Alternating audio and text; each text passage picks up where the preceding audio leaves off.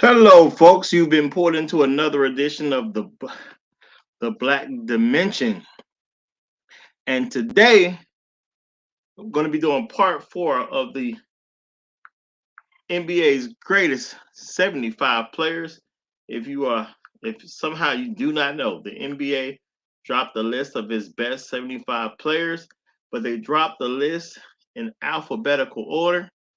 And of course, I totally understand why the NBA didn't want to rank these people 1 through 75, but they left it up to the fans to do it. So, as a fan of the NBA, gonna be doing some rankings right here. This is part four of the series. So we've done the first 10 in part one, first 20 in part two, first 30 in part three, of course, and now we're going to be dealing with part four, where we're gonna take the next 10 uh, NBA greats and get them ranked some kind of way. We're gonna get them ranked some kind of way.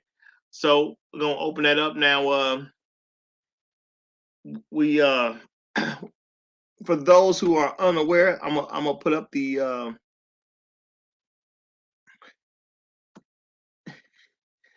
this is where we're looking at the top. Well, this is the 30 that we have so far. The 30 that we have so far. We have Kareem Abdul-Jabbar. He's at he's holding down the top spot right now because this was done in alphabetical order. So we're taking it as they come in alphabetical order. So Kareem Abdul-Jabbar is holding the top spot. Kobe Bryant is holding down the, excuse me, Tim Duncan is holding down the second spot. Kobe Bryant's in third right now. We got Wilt Chamberlain holding down the fourth spot. Larry Bird behind him, followed by Giannis Antetokounmpo, Kevin Durant right behind them. Got my man Elgin Baylor holding on to that top 10 spot. Actually holding in at number 8 right now. Julius Irvin right behind him. And we got Rick Barry so far. All right. Now, this is being simulcast to two of my personal channels, but if you wish to join the show, you gotta connect on the Black Dimension. So, if you are not already subbed to the Black Dimension, go ahead and do so. If you're not already subbed to the Black Dimension, this is a great time to do it. This is a great time to do it. Now, right behind them, our second tier right now, holding on through 11 through 20, we got Kevin Garnett, Charles Barkley, Steph Curry, John Havlicek, Walt Frazier, Patrick Ewing, Anthony Davis, and Dave DeBusschere. All right. And following those gentlemen, holding on to 21 through 30 so far, we have Nate Archibald, Clyde Drexler, Dave Bing, Dave Cowens, Billy Cunningham, Carmelo Anthony, Ray Allen, and Hal Greer, and George Gervin, and James Harden, y'all. James Harden. All right. Now, we're gonna deal with the next 10 as they come up in alphabetical order. Um, Now these next 10, we definitely gonna have some there's some great players in this next 10 as well. And I'm looking at what the player has done. Now the eye test is for those who were able to see something. Now, of course, when you do lists like this, it's going to be subjective in some way. Now, I do believe I will put the best list together ever, but it's always going to be subjective in some way because nobody is even around to have seen all 75 years of the NBA and actually watched all 75 years, especially because of modern television and how radio was when the NBA first started. It's all subjective, but I do have information on the players as far as championships they've been able to win and what they have been able to accomplish. So we got people who've done some great things, which are going to be taken in consideration. But again, I test as well. Now, for me personally, I look at the winning as more important than everything else. Okay, to me, winning is more important than everything else. Black Rule have joined a few times. We had a couple other brothers join a couple times. So if I'm familiar with you, you can go over to the channel, The Black Dimension. You can hit the link if you feel you have something to say. Okay, and shout out to A.L. Evans. I see you in the building. Hello to Toya. How you doing, Toya? Good to see you. Always good to see you. All right. So, um, keep in mind, folks, this list is done in alphabetical order. So we're now taking the the list from 31 to 40 that the NBA gave us in alphabetical order, and we're going to insert them. And no places are going to change. Once a person is established in a spot, they're going to stay in that spot. So if there's someone who didn't catch the earlier episodes, there will be no changing places for anyone on this list. Okay, we're only inserting the newer players at this particular time. All right. Now, the next players up today, but the 31st player, you know what I'm saying? 31st player that has not already been put into the list, I'll say it like that. That is Elvin Hayes. Okay, Elvin Hayes was a great basketball player. Now, as far as his NBA career, he averaged 21 points, 12.5 rebounds, 1.8 assists, 2.0 blocks a game, and 1 steal per game. Man made it into three. He was a 3-time All NBA player, and he has 12 All Star appearances. So, he did accomplish a good amount. Now I've never, of course, got to see this gentleman play. And shout out to you, A.L. Evans. I see you asking where Hakeem Olajuwon is. His name ain't came up yet, brother. His name just ain't came up yet. He'll get inserted as his name comes up, but it's going by alphabetical order, my friend. Going by alphabetical order. Okay. So he ain't came up yet. All right. Now, looking at Elvin Hayes, now he did have a pretty good solid career. Now we go to the top tier players. Okay, the last on the top tier is Rick Barry. Now I don't even think, honestly, that Elvin Hayes has a career that's really doing anything with the top 10. For those of you who do not know, Rick Barry, solid career. He's averaged 23.2 points a game, 6.5 rebounds a game, 5.1 assists, 2.0 steals, and 0.5 blocks with a rookie of the year, an MVP of the league, a 5-time All NBA player, and an 8-time All Star. So he's the last of the top 10. Okay. Now, I don't think he's cracking that top 10 at all. Okay. I don't think he's cracking that top 10 at all. Some people may feel different, but I just can't see it. I can't see it. Okay. So, me not being able to see that, I'm going to keep it right on moving. And we're going to start looking at the second tier right now, which is, we got Kevin Garnett, Charles Barkley, Steph Curry, John Havlicek, Walt Frazier, Patrick Ewing, Anthony Davis, and Paul Rising. And when we got Dave the Busher coming in right behind him. All right. Now, this being the case, when I look at these players, we do have we have Elvin Hayes, who did get the 3-time All NBA and 12 All Star appearances, which is good. Okay, which is good. And if I didn't say, he did win 1 ring. He's a 1 ring winner. Okay. Now I'm looking at Dave the Busher. Okay, because he's the bottom of the second tier to see if he really should even be considered a second tier player. So let's take a quick look at Dave the Busher. Dave the Busher is a 6-time All Defensive player and an 8-time All Star, but he does have 2 rings. And without me being able to really see these guys play, I got 2 rings and 6 all defensives, which for me gives him an edge. Okay, it gives him an edge. And as great as Elvin Hayes Way, he's 3-time All NBA with only 1 ring. So I don't think he's done enough to break into that second set. Now we look at the third tier. Okay, now we can start looking at some things. Now, James Harden, I don't. James Harden ain't even an NBA champion, so um, I ain't worried about James Harden like that. I'm just gonna keep it real. Okay, George Gervin, I ain't worried about that. George Gervin, you know, now keep in mind, folks, we are nitpicking because we're talking about NBA greatness, so we are nitpicking. So we're not putting anybody down, but we are nitpicking because we're talking about people who everyone on the list has definitely accomplished a lot. All right, everyone on the list has accomplished a lot. So now I look at Carmelo Anthony and Ray Allen; they kind of stick out to me. Okay, they did something, but Carmelo,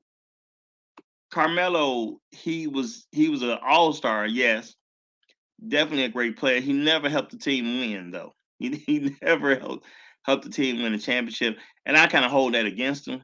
Ray Allen was able to accomplish 2 rings, so that kind of helps him. But he's just a 10-time All Star. He never made like an All NBA. Neither did Carmelo Anthony. So I'm looking at. I'm going to give some respect to awards being run over time, even though the awarding system is of course is going to be flawed in some kind of way, but I can give it some level of respect. All right, now so I'm gonna jump him over Carmelo Anthony and Ray Allen. I got to take a look at Bill Cunningham, a person I'm not as familiar with.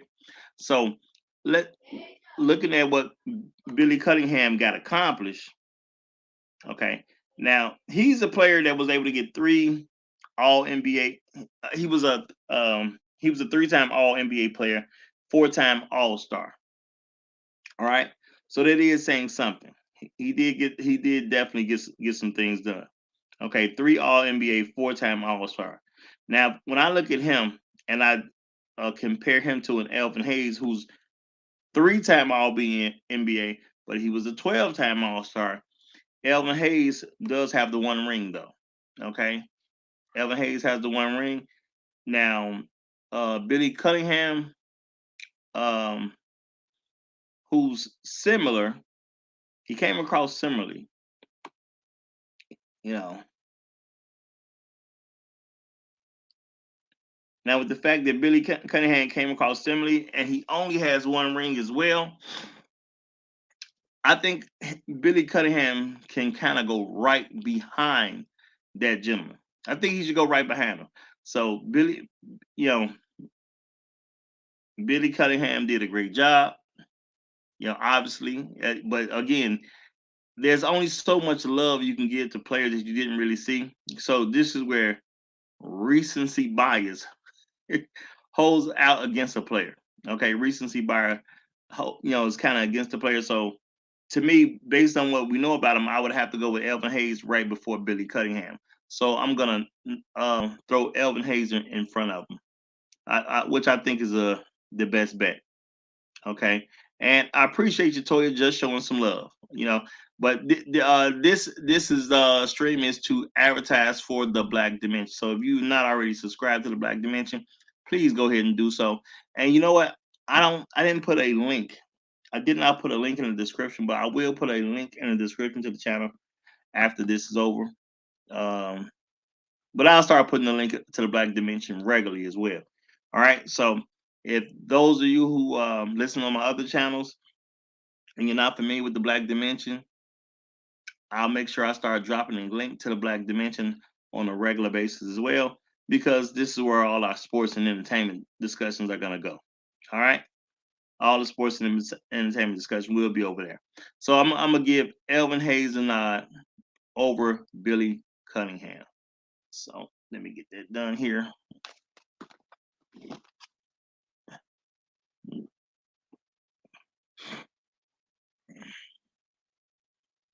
All right. Now, of course, I've had Black Rule who's participating in a couple, which is always good to have some of the elders participate because they are able to give an eye test that the rest of us cannot give. They because we weren't there to see it. That's just the way it goes. We weren't there to see it. So Get Elvin Hayes in there.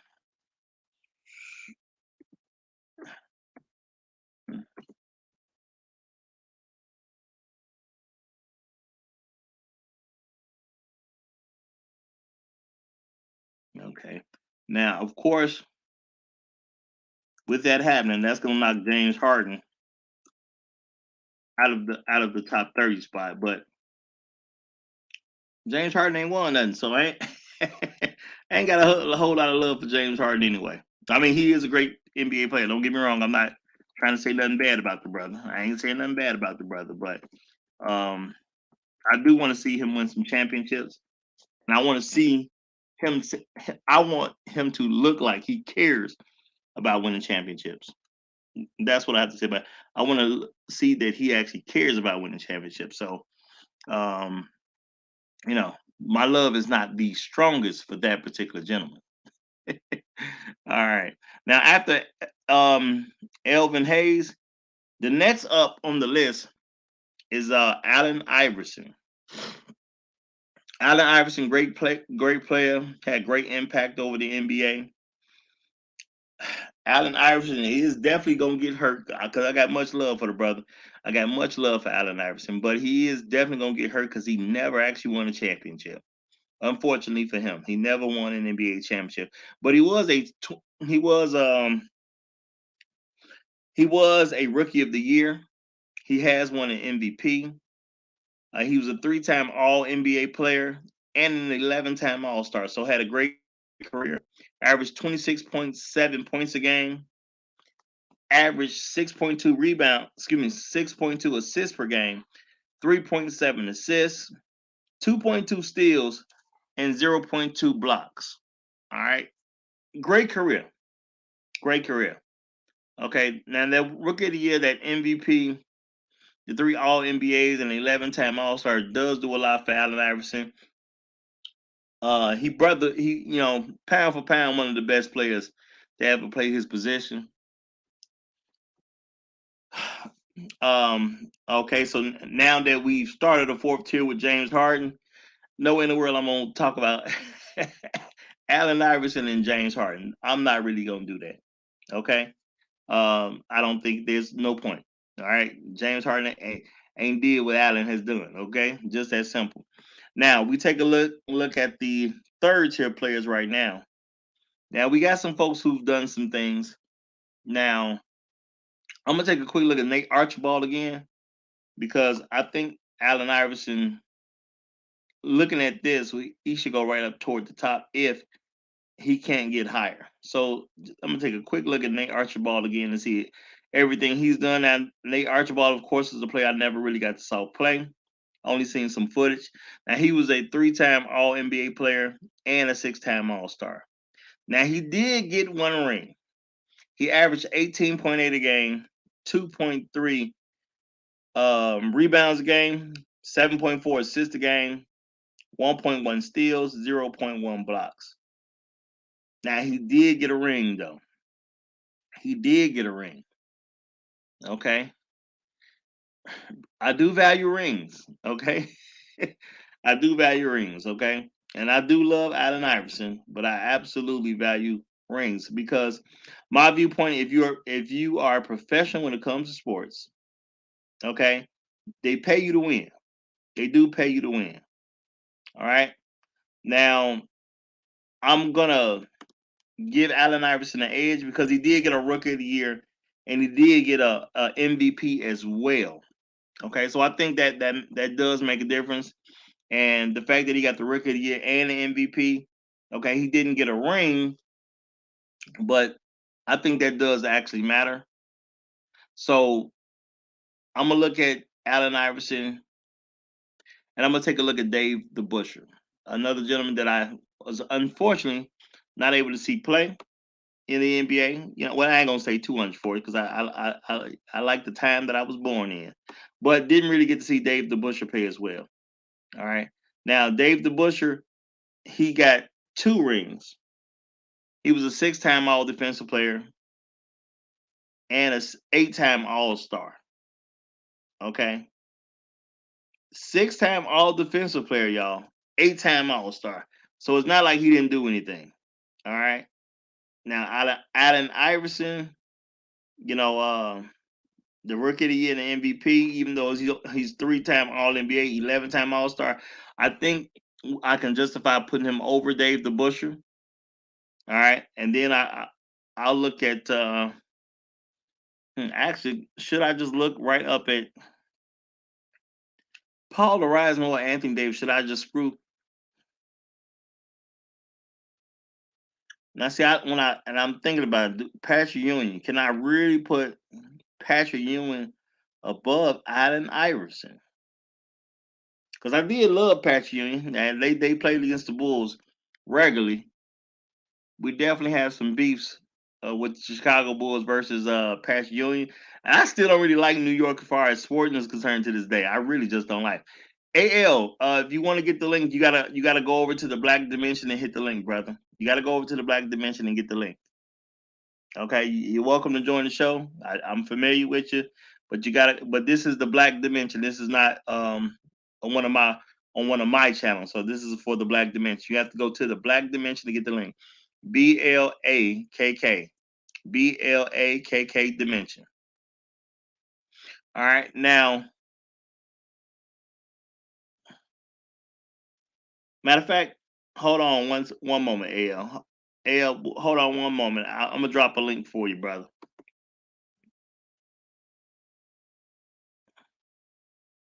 Boom.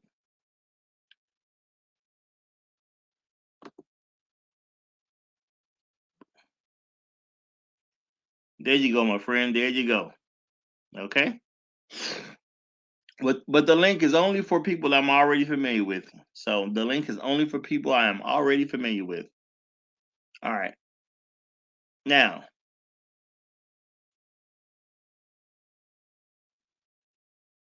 I see Steph Curry and I'm looking at Allen Iverson. Steph Curry has championships though. Okay, Steph Curry has championships. Allen Iverson, great player in his own right. He got close to a championship. He did make it to an NBA Finals with a trash team. If you ask me, that team that he played with and he got them to the NBA Finals did definitely show how great he was because who was the second best player on that team? You know, I mean, he was running with Eric Snow in the backcourt. I think the second best player might have been McKee. But I got to give proper respect to championships. So I can't. I don't think I could put him over Steph Curry. I don't think I can put him over Steph Curry because Curry, even though his career is not finished, he's definitely already made a lot of great things happen at this particular point. So I'm gonna look at John Havlicek. Okay, I'm gonna look at John Havlicek, who has one MVP as well. He's a 4-time All NBA player, but he was also a 5-time All Defensive player. Okay, now now Allen Iverson did get a Rookie of the Year that John Havlicek didn't get. They were both well, John Havlicek has the 8 rings, but he does have one Finals MVP. Okay, he does have one Finals MVP, which kind of hurts Allen Iverson. He's a 4-time All NBA, but Allen Iverson was only a 3-time All NBA. Allen Iverson was an 11-time All Star, while John Havlicek was a 13-time All Star and a 5-time All Defensive player. So Havlicek was clearly better. I'm gonna have to say that he's clearly better than Allen Iverson.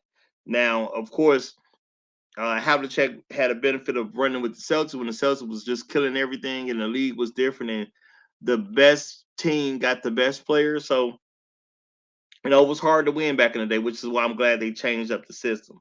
So I can't really justify putting Allen Iverson over Havlicek. Okay. Let's take a quick look at Walt Frazier though. Let's take a quick look at Walt Frazier because you know, he deserves a look. He deserves a look. Now, Walt Frazier did get 2 rings.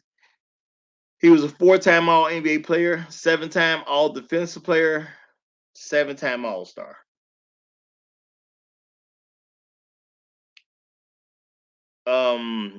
the fact that his defense, I had to give him an edge because of his defense. Now, Walt did actually average 18.9 a game with 5.9 rebounds and 6.1 assists, 1.9 steals, and 0.2 blocks. But the all defensive team 7 times, I gotta respect that. So comfortably, I can't comfortably put Allen Iverson over that. Okay, so without being able to comfortably put Allen Iverson over Walt Frazier, I'm gonna have to look at. Well, I'm gonna take a look at Patrick Ewing. Now we got AL coming up. What's going on, AL? How you doing, my brother? Can you hear me? Can you hear me? You're a little choppy, but you was a little choppy. Okay. Now Patrick Ewing, as great as Patrick Ewing was, and I do have much respect for Patrick Ewing, y'all. But Patrick Ewing didn't get it done. Okay, he just didn't get it done. That's all I can really say. Patrick Ewing did not get the job done. So without Patrick Ewing getting the job done, I'm gonna have to stick Allen Iverson above him. All right, I think that's gonna be a proper placing for Allen Iverson. Um, again, my view of sports. When it comes to being a professional athlete, they pay you to win. Yes, some people play, but they pay you to win. That is my viewpoint. So I'm gonna have to take Allen Iverson over Patrick Ewing. Okay. Now, if I was starting a franchise, would I take Allen Iverson above Patrick Ewing? I still think the answer could be definitely a yes on that one. Okay. I would understand if somebody took Patrick Ewing before him, but starting a franchise with Allen Iverson over Patrick Ewing don't sound like a horrible idea. It just don't. Okay. Which means I'm gonna knock Dave the Busher out of this tier and slap him down. Okay.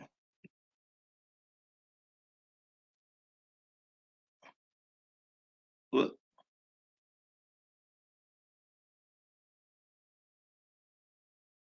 all right. So we get Dave the Bush is gonna have to slide down a tier.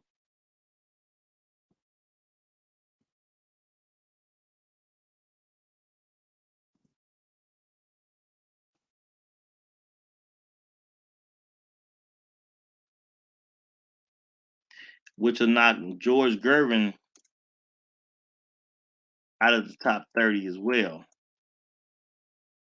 He had a smooth finger roll though. George Gervin definitely had a smooth finger roll. uh, he was known for that.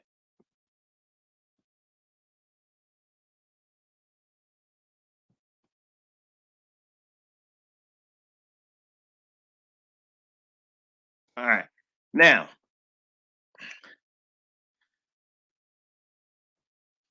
that we have these gentlemen properly placed, okay, we're gonna stick Allen Iverson right behind Walt Frazier.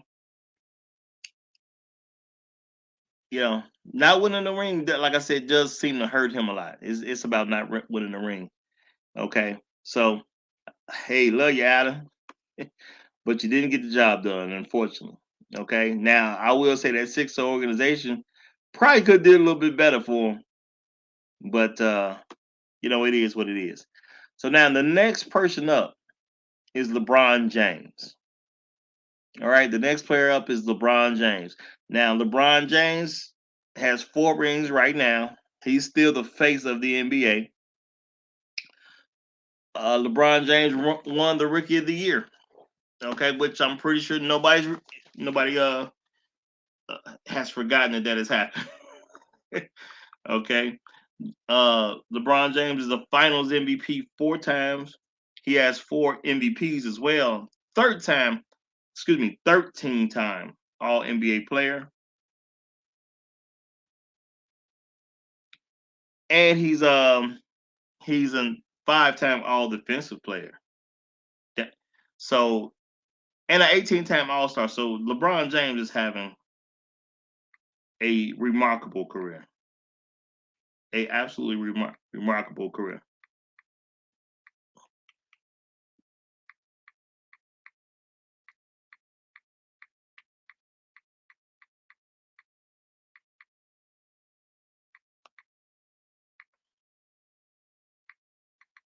I'm sorry, folks. Got distracted for one moment.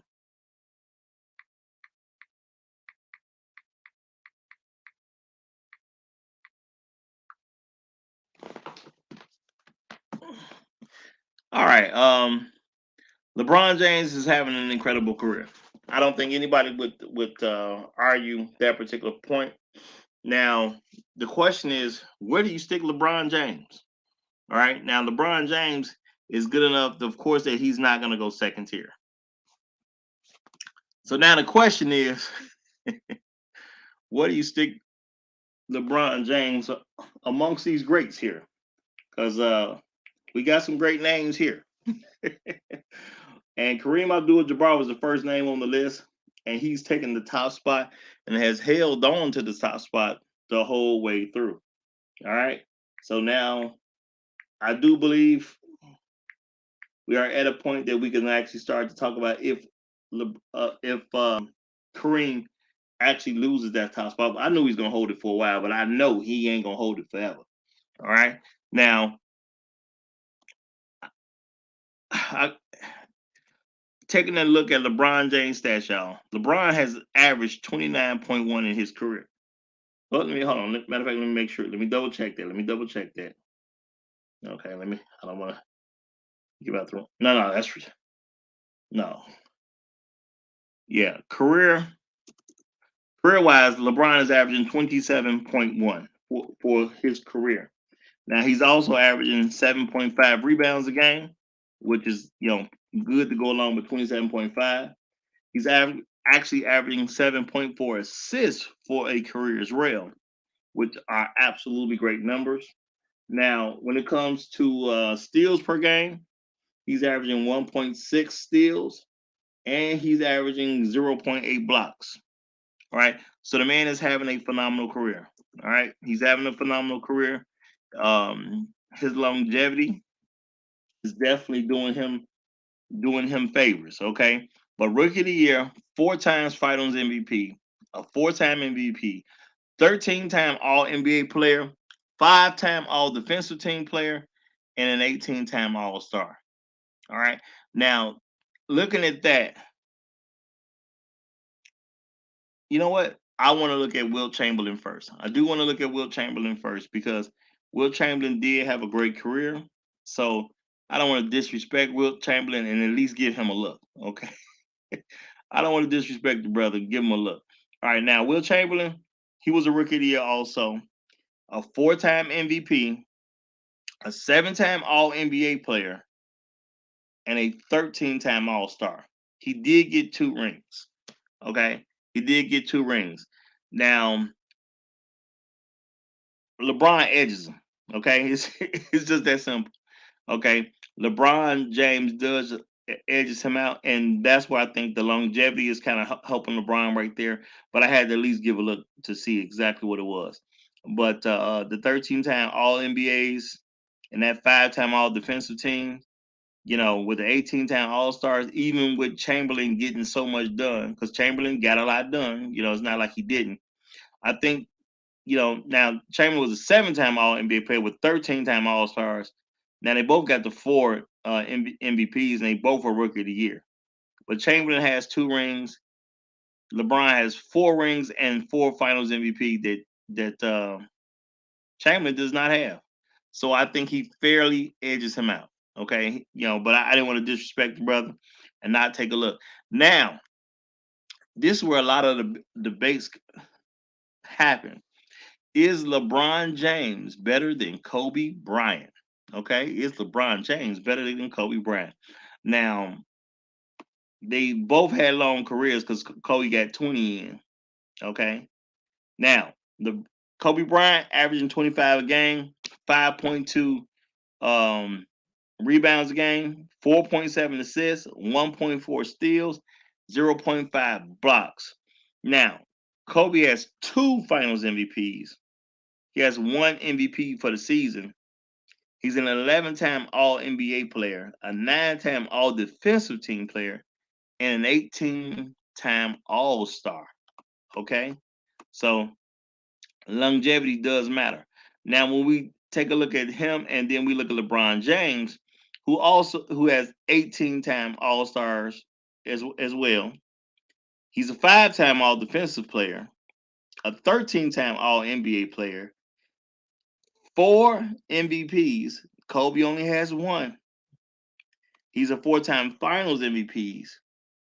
Kobe only has 2. And LeBron James was a Rookie of the Year. Okay. And LeBron has 4 rings, with Kobe having 5 rings. All right. Now, it kind of depends on what you like. Okay. It kind of depends on what you like, but they both put up phenomenal numbers. Now, Kobe did earn the 2 Finals MVPs. He only has 1 MVP. Now, who do you start your franchise with? Do you start it with Kobe or do you start it with LeBron? Okay. Now, for me, this is where the eye test comes in, y'all. This is where the eye test comes in. As great as LeBron is, who can make a great argument?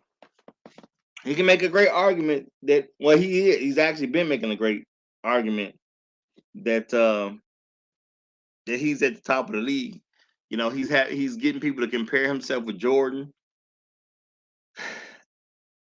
Can I put him over Kobe Bryant? Okay, and as you see, Tim Duncan is over Kobe Bryant as well. Could I put LeBron James over Tim Duncan or over Kareem Abdul-Jabbar? I'm having a hard time with that, y'all. I don't think he's made it there yet. Okay, I don't think he's made it there yet. Now, for those who do not know, I'm just right off to you real quick. And I know some of you may say, well, why is Duncan above Kobe Bryant? Y'all, you got to keep in mind both of these players had incredible careers. Tim Duncan was also a Rookie of the Year. He was a 3-time Finals MVP. Kobe only had 2. Okay. Tim Duncan was a 2-time MVP when Kobe only had 1. He was a 10-time All NBA player and an 8-time All Defensive player and a 15-time All Star. So he's totally legitimate to be above Kobe. Now, LeBron James,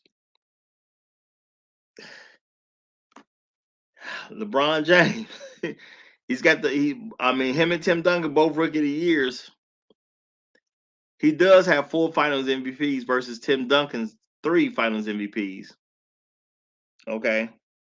Now, and he does have 4 MVPs versus Tim Duncan's 2 MVPs. Now, when it comes to All NBA, Duncan has the 10, LeBron has 13, and with the 5 All Defensive teams, while Tim Duncan made the All Defensive team. He made that 8 times. All right. 15-time All-Star appearances to Tim Duncan's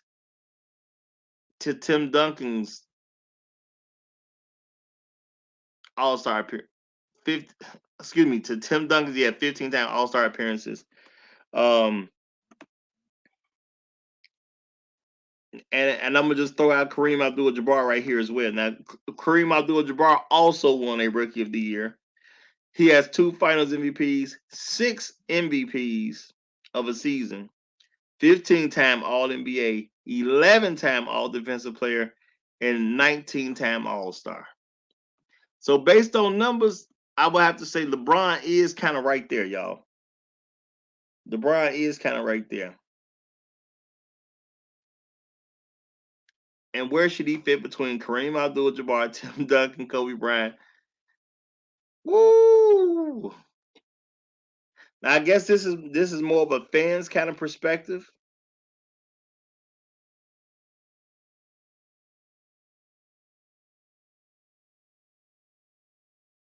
Is he really better than Tim Duncan? I think I could give him the edge over Kobe at this point.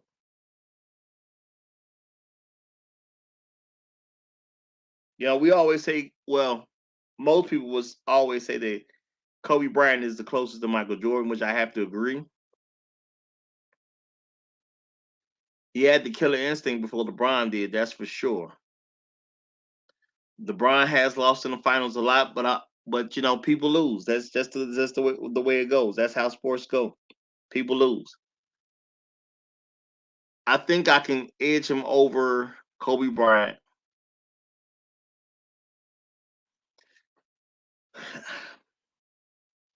Can I edge him over Tim Duncan? To me, it's very close between him and Duncan. It's very also close between him and Duncan. And now with Kareem Abdul-Jabbar, the 6 MVPs do stand out.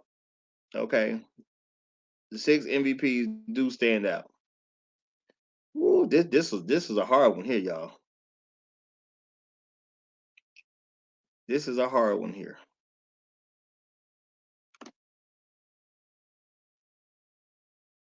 All right, now LeBron only has 4 MVPs at this point. He has the 4 Finals MVPs, which you know, that 6 and 4 kind of edges each other out. Um, 30-time All NBA, 5-time All Defensive for LeBron.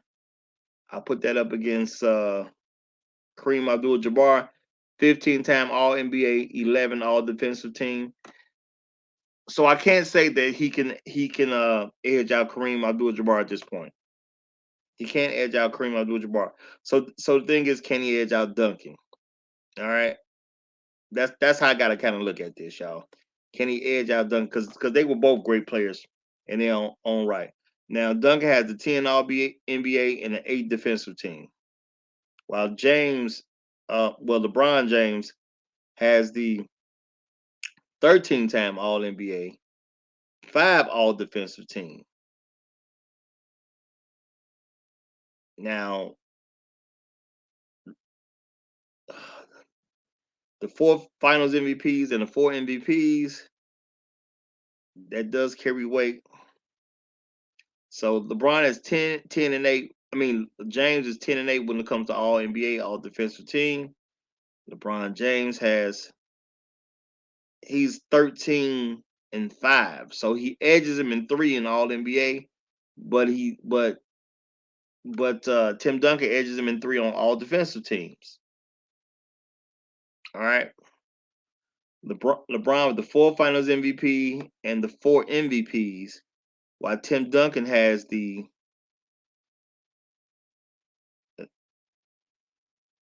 all right. Tim Duncan has the 3 Finals MVPs and the 2 MVPs. They match very well with each other.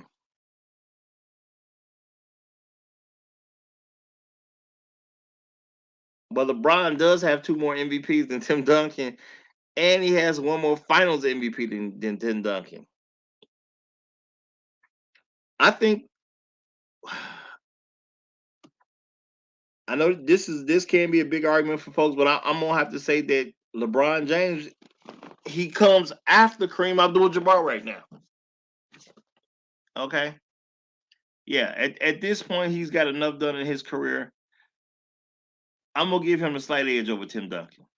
Okay, I'm gonna give him the edge over Tim Duncan. I think that's the fairest way to do it. Okay. So this is going to knock Rick Barry off the top 10. Okay. Yeah, this was I think this was one of the toughest decisions so far. Okay, I think this is one of the toughest decisions so far. All right, so I'm gonna knock Hal Greer down to the 4th tier.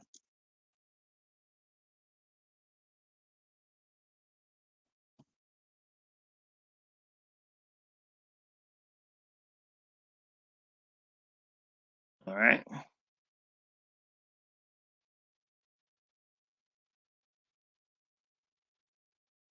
And this is gonna knock Paul Arisen down to the third tier.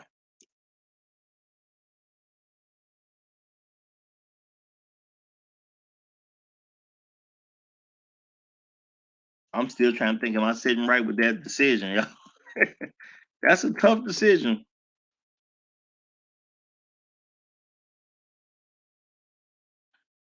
No, I respect LeBron. I've never really been too much of his fan. He's great. Don't get me wrong. He's great. And always looked at him as a person who could potentially pass up Jordan, So, there's a little bit of bias. I'm not gonna say I don't hold that against him somewhat, but I do respect what he's able to get done. Okay. And I have respected what he's been able to get done. You know, you know, liking somebody and respecting people, that's two different things. Okay. So I ain't gonna say I never, you know, well, I can't say I don't like him. I mean, as a player, but he I mean, LeBron has been phenomenal ever since since I found out who he was. And I found out about him when he was a sophomore in high school. Okay, LeBron has been an incredible player. I've always looked at him as the person who will potentially surpass Michael Jordan as far as the greatest NBA player of all time, but he has not done that as of yet. Okay, and I'm glad the Lakers are sucking right about now. Shout out to BGS. Glad the Lakers are sucking right about now, which he makes me feel a little bit safe that he ain't gonna catch MJ. Okay, because I don't want to see MJ get caught in my lifetime. Okay, I think there'll be great players. Eventually, somebody who can overtake everybody, but I don't want to see him get caught in my lifetime. And I try to be fair about it. Okay, I try to be fair about that. So,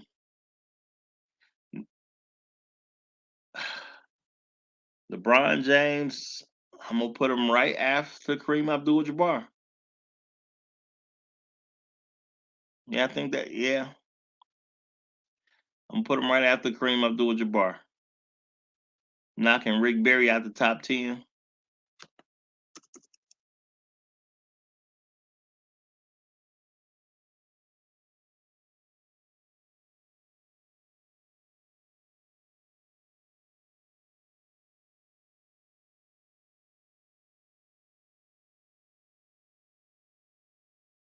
This this was a tough decision. I'm not. This was a very tough decision.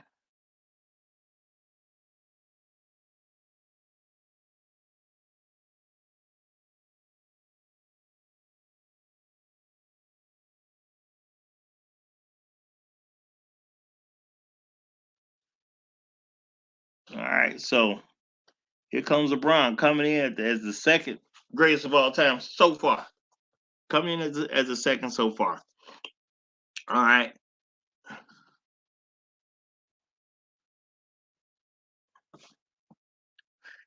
Shout out to Ish Dolo as well. Well, we haven't made it to the ends yet.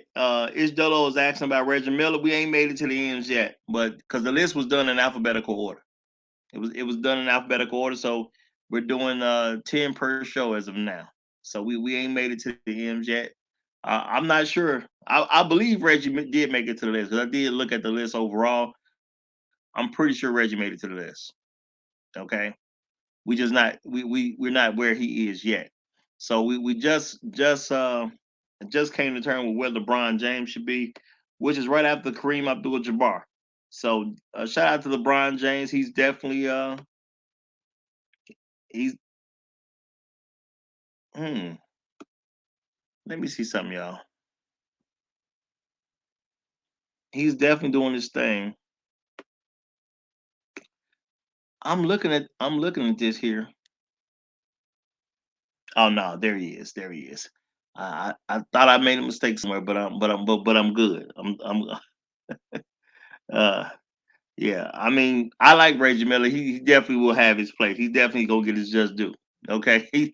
And I actually kind of wanted to see him win after the Bulls was done winning. I did want to see Reggie Miller win. It just didn't get to happen for him. So shout out to Reggie Miller though. Shout out to Reggie Miller. If you ever hears this, I love Reggie Miller. I didn't hate him, but I couldn't stand him for a minute because he definitely made Jordan the Bulls work for it on far too many occasions. So shout out to Reggie Miller. Okay, I had a lot of great times watching the Bulls play against Reggie Miller, and the fact that he took Michael Jordan to that 7-game series one time, boy, Reggie Miller had me remember exactly where I was and everything for Game 7. Oh, that was definitely a doozy. All right, that was definitely a doozy. All right, so now that we got LeBron James place, y'all, right behind LeBron James, believe it or not, it is Magic Johnson, y'all. Magic Johnson. This is gonna be another hard one here. All right, for those who do not know, Magic Johnson averaged 19.5 a game, 7.2 rebounds a game, 11.2 assists per game, 1.9 steals a game, 0.4 blocks a game. Now, Magic Johnson had 3 Finals MVPs. He was also 3-time MVP of the league, 9-time All NBA selection, and a 12-time All Star. Okay.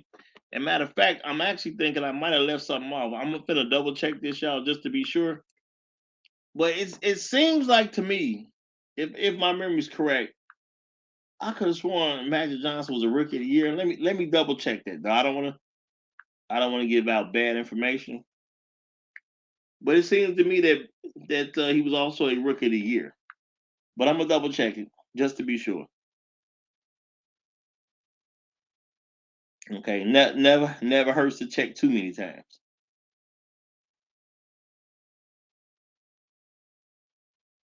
Nah, he wasn't. He wasn't.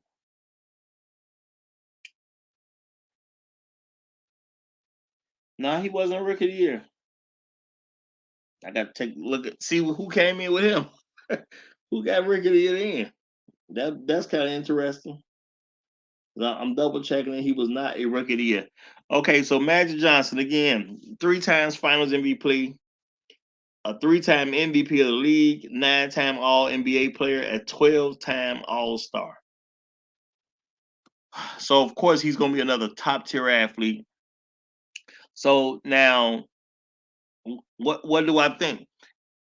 Uh, he's definitely gonna jump above Dr. J. He gonna knock Dr. J out the top 10. That's for sure. He's gonna knock out Elgin Baylor. Kevin Durant has got a lot done. You know, I'm gonna give Kevin Durant some respect. Let's look at Kevin Durant. I don't think Kevin Durant is done enough at this particular point. You know, he may eventually overtake Magic Johnson, but I don't know if he's done enough at this particular point. But let's give him his just due.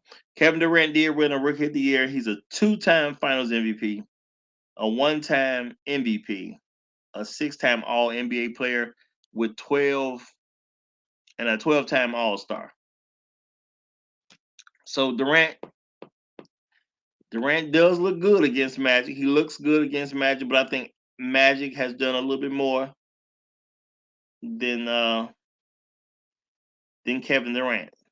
The nine all NBAs, 9 all NBAs. Durant has only 6 all NBAs. He only has 1 MVP, 2 MVP, 2 Finals MVP. Yeah, so Magic Johnson has done a little bit more than Kevin Durant. Okay, so Kevin Durant may finish with one heck of a career. He may finish with one heck of a career. All right. Now we slide up to Giannis Antetokounmpo, another brother who's having one heck of a career as well. All right. So I think it's definitely justifiable to check his stats against Magic. Now, Giannis, or the Greek Freak as they call him, he is a 1-time Finals MVP winner. He's won 2 MVPs, 2 Defensive Player of the Years, 4-time All NBA, 4-time All Defensive Team, 5-time All Star. Great numbers, great numbers. But I really can't put. I think Giannis got to play some more. I'm not. I ain't gonna lie. I think Giannis just has to play some more. I think in time, he could actually challenge Magic Johnson as well. But I can't give him to it right now. I think he's gonna have to play some more and get a few more things done. So I'm not gonna do that. Okay, so shout out to Giannis, but he ain't there yet. Now we can compare him to his rival. Okay, if y'all wasn't aware, Magic Johnson and Larry Bird have been rivals since college. Okay, now Larry Bird did have a stellar career as well. He was a Rookie of the Year, a two-time Finals MVP, to Magic's three-time Finals MVP. Now, Larry Bird does have three MVPs. He's a nine-time All NBA player. He's actually a three-time All Defensive player as well. Okay, and a 12-time All Star. Now, let's keep in mind Magic Johnson's career was cut short, so he could have done more than what he had a chance to do. Now, they were rivals, y'all. Now, Magic, 12-time All-Star as well. Okay. 12-time All-Star. And I look at that and compare that to Bird's. He got a 12-time. He was a 12-time All-Star. Now, Larry Bird did edge him because he was a Rookie of the Year. And Magic Johnson was not a Rookie of the Year. Okay, I was a little surprised to find out, but Magic Johnson was not a Rookie of the Year. So Larry Bird has actually edged him on the Rookie of the Year part. Now, when it comes to being Magic Johnson is a nine-time All NBA player. Okay, 9 times All NBA, which is a heck of a feat. But Larry Bird was also a 9-time All NBA player. But Larry Bird was also a 3-time All Defensive player. Okay, Magic Johnson was not an All Defensive player at all. He had 0 All Defensive players. So Larry Bird has 3 All Defensives that Magic don't have. Okay, Larry Bird was a 3-time MVP. Okay, Larry Bird was a 3-time MVP. All right, now Magic Johnson was also a 3-time MVP, so they're the same there. Now, Magic Johnson has 3 Finals MVPs versus Larry Bird, who also has. Let me make sure because I believe he also has 3 final. No, Larry Bird only has 2 Finals MVPs. Now he did get a Rookie of the Year that Magic Johnson didn't get. So believe it or not, I'm gonna have to give Larry Bird an edge. We know they were both great players, y'all. And I know this could stir the pot a little bit, but I'm gonna give Larry Bird an edge. Now, why am I gonna give Larry Bird this edge? Okay. Now, when it comes to rings, Magic did get well. You know what? Let's look at that. Magic did have 5 rings, but Larry Bird has only 3 rings. So I could give him. So that keeps them pretty much even. That keeps them pretty much even. But I do respect winning more. Now, the three all defensive players, the 3 all defensive teams that Magic Johnson does not have, but Magic Johnson did get 2 more rings than Larry Bird. I'm going to have to say their careers were pretty much even.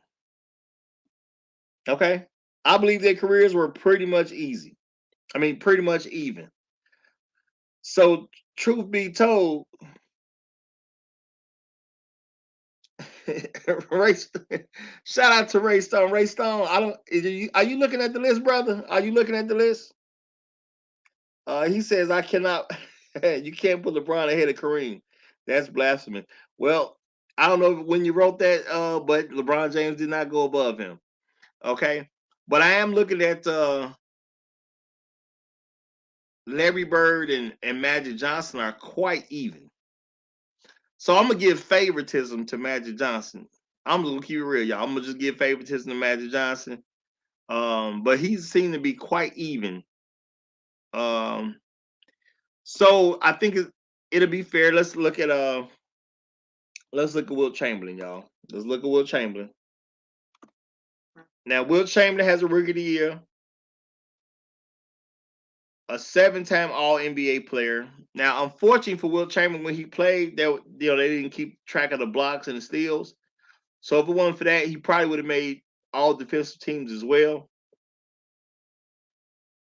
He was a 4-time MVP though, of the season, 7-time All NBA player.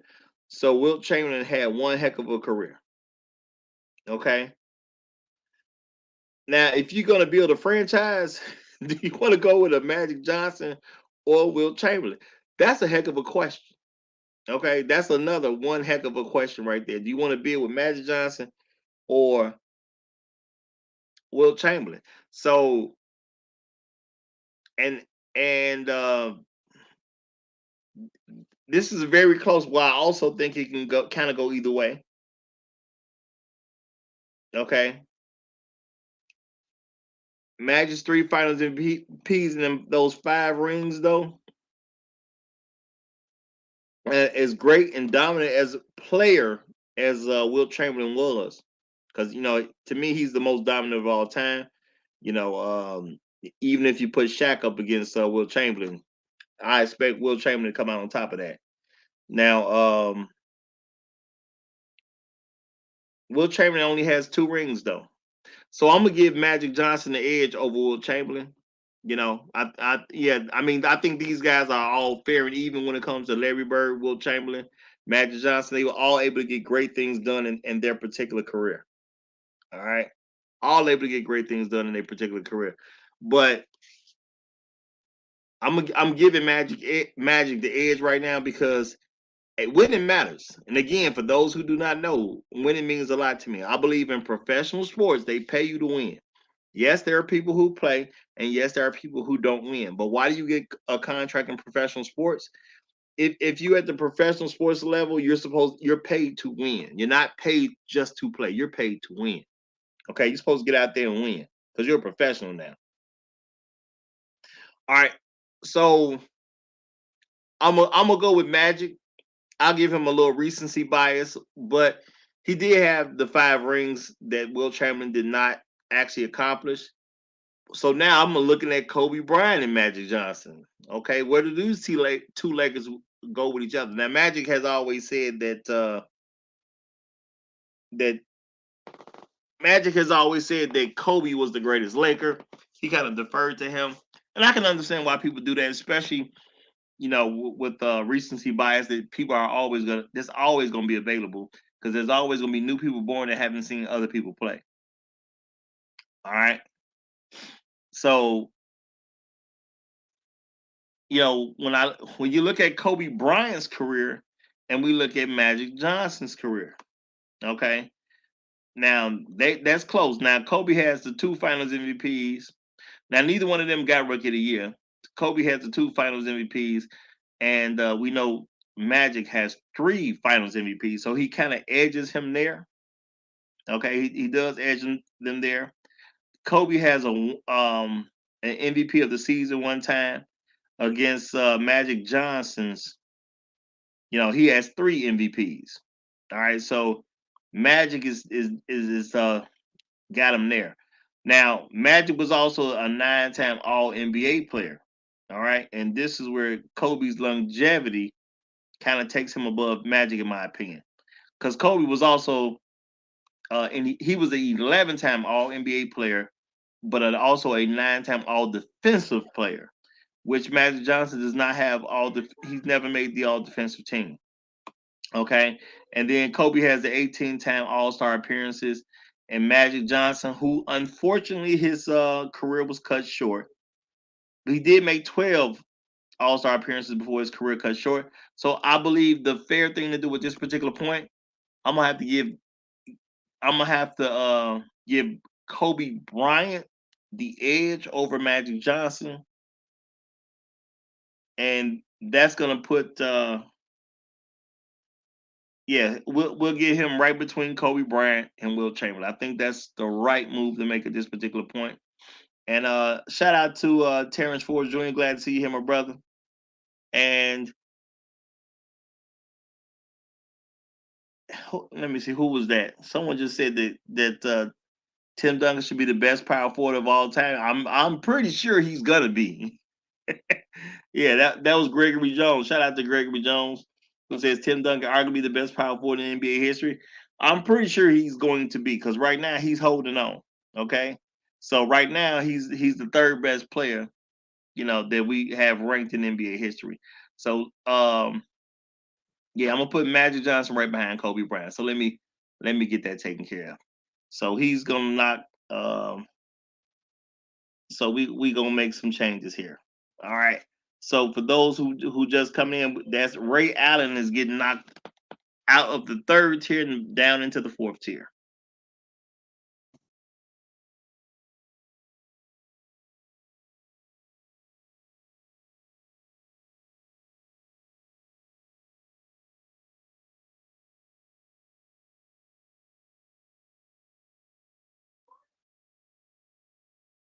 Okay. So this is the rear, folks. This is the rear. That's the last four right now. Now, now that Ray Allen's been knocked out of that tier, Anthony Davis goes from a second tier to the third tier.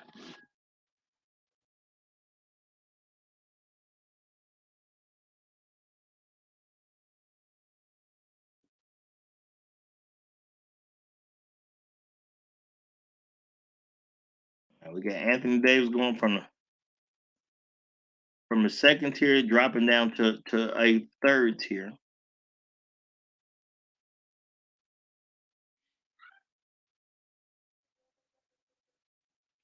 All right, so that's your third tier so far.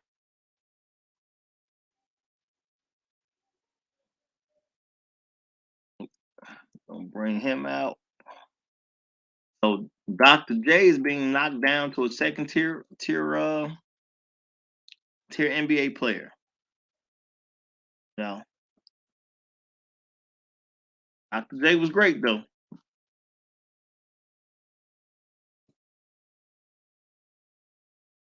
Dr. J was great. Okay. Second tier is a good place though when you start thinking about all time greats. That's not a bad place to be. So this is our new second tier.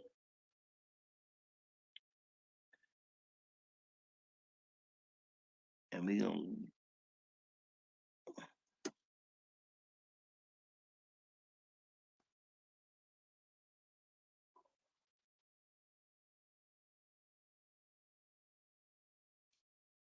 we got Magic Johnson, which I believe is fairly input above Wilt Chamberlain. Okay.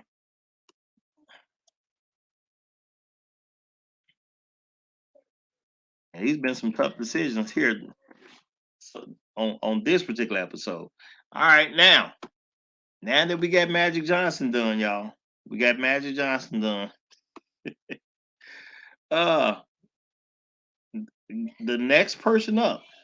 Okay. Now, unfortunately for this gentleman, I never got to see him play either. Okay. So we have Sam Jones coming up behind Magic Johnson. All right. Now Sam Jones has 10 rings, so I'm sure he was with the Celtics for a while. Okay. Now he is going to be hurt by the fact that there were no steals and no blocks recorded during his playing days. So I just know that he averaged 17.7 a game, 4.9 rebounds a game, 2.5 assists per game. Okay, good stats, five-time All Star. I'm assuming he was with the Celtics a good amount of his career, where he was able to get those, to get those 10 rings, y'all. 10 rings do make a difference. But he's only a five-time All Star. He didn't get any other awards. Okay, so I don't think he should be viewed as top tier. Okay, I'm gonna give those rings some credit, but I don't think he should be. Well, no, you know what though? He's on a loaded team. Patrick Ewing didn't win anything. uh, okay. Kevin Durant is having a heck of a career. Elgin Baylor's having a pretty good career. Could I put him on the top tier? I don't think so. I just don't think so. Elgin Baylor. Okay.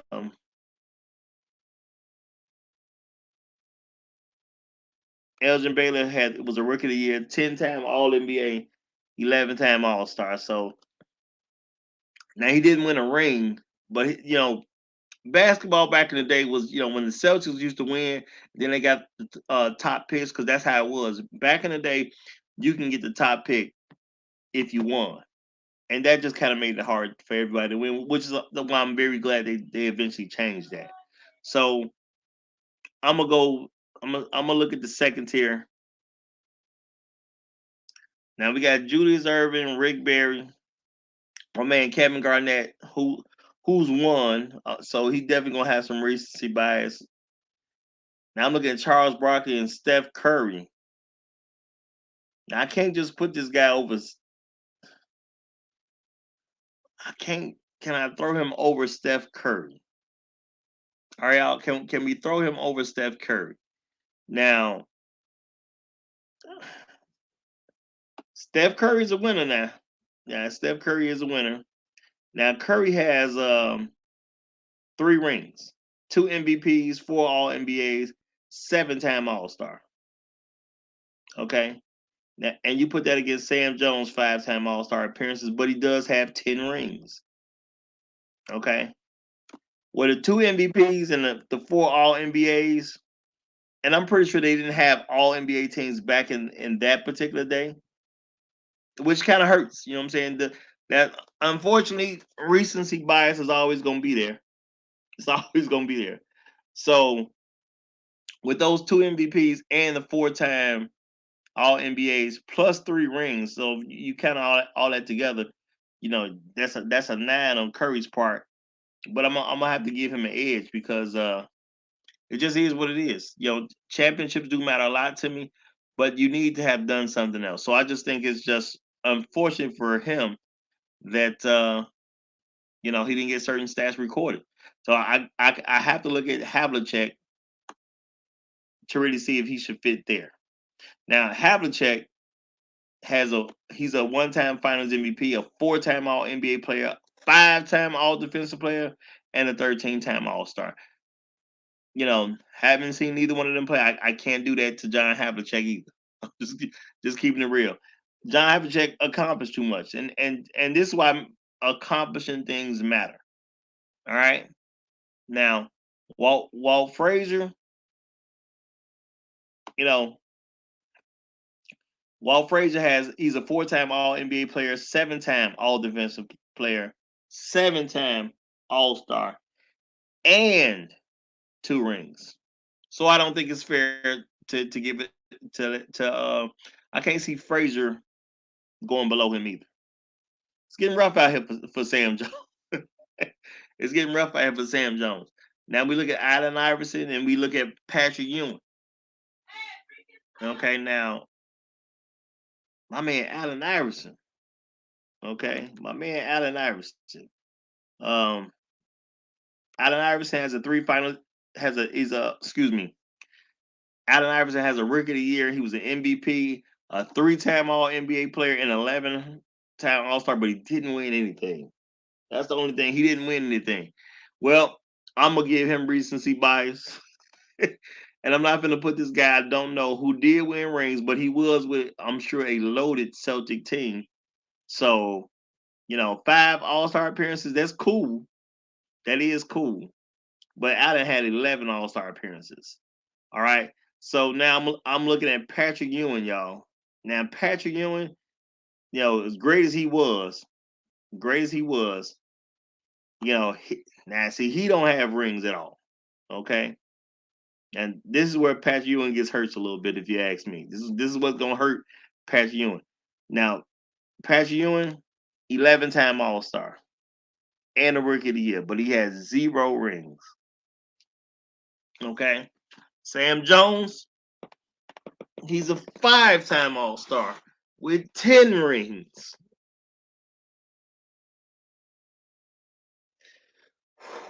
A Rookie of the Year and an 11-time All-Star against a 5-time All-Star with 0 rings. But can you build around Patrick Ewing? Absolutely. And you know what? I'm just this is recency bias, but I'm gonna get an edge to Patrick Ewing, y'all. I still gonna give an edge to Patrick Ewing. Now Anthony Davis, who if y'all didn't see it, Black Hole was arguing he should never have made this list. He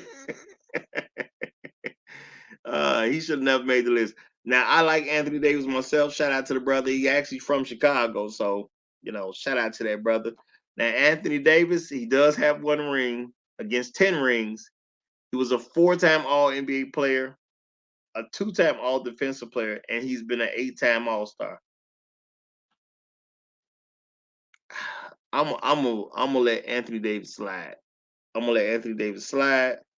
Paul Arizin, Dave the Busher, Nate Archibald. You know what? I'm gonna slide to Nate Archibald, and then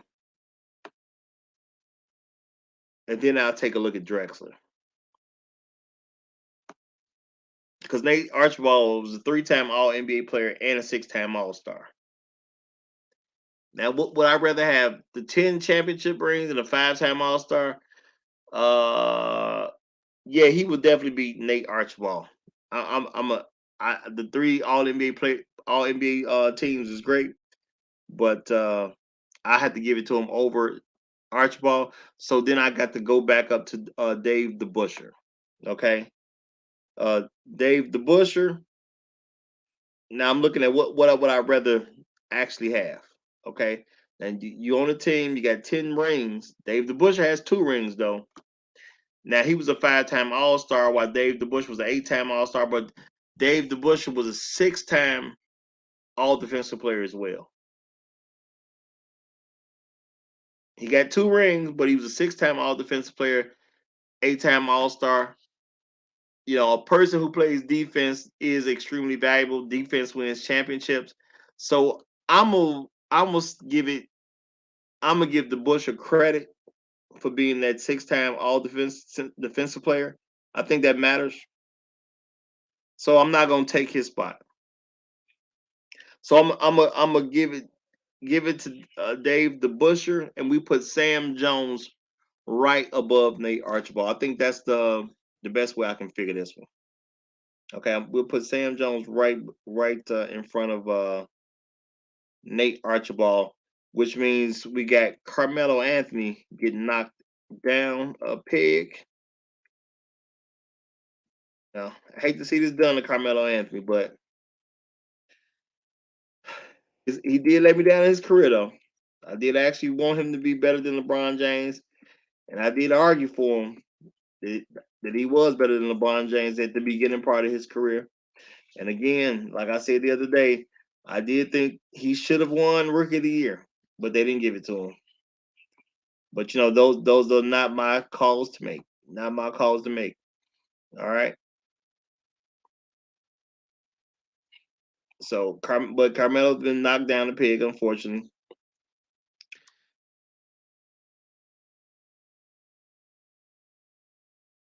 All right.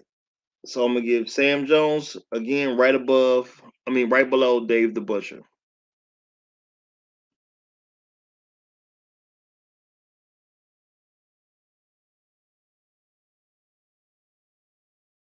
Which I think is very fair. All right, now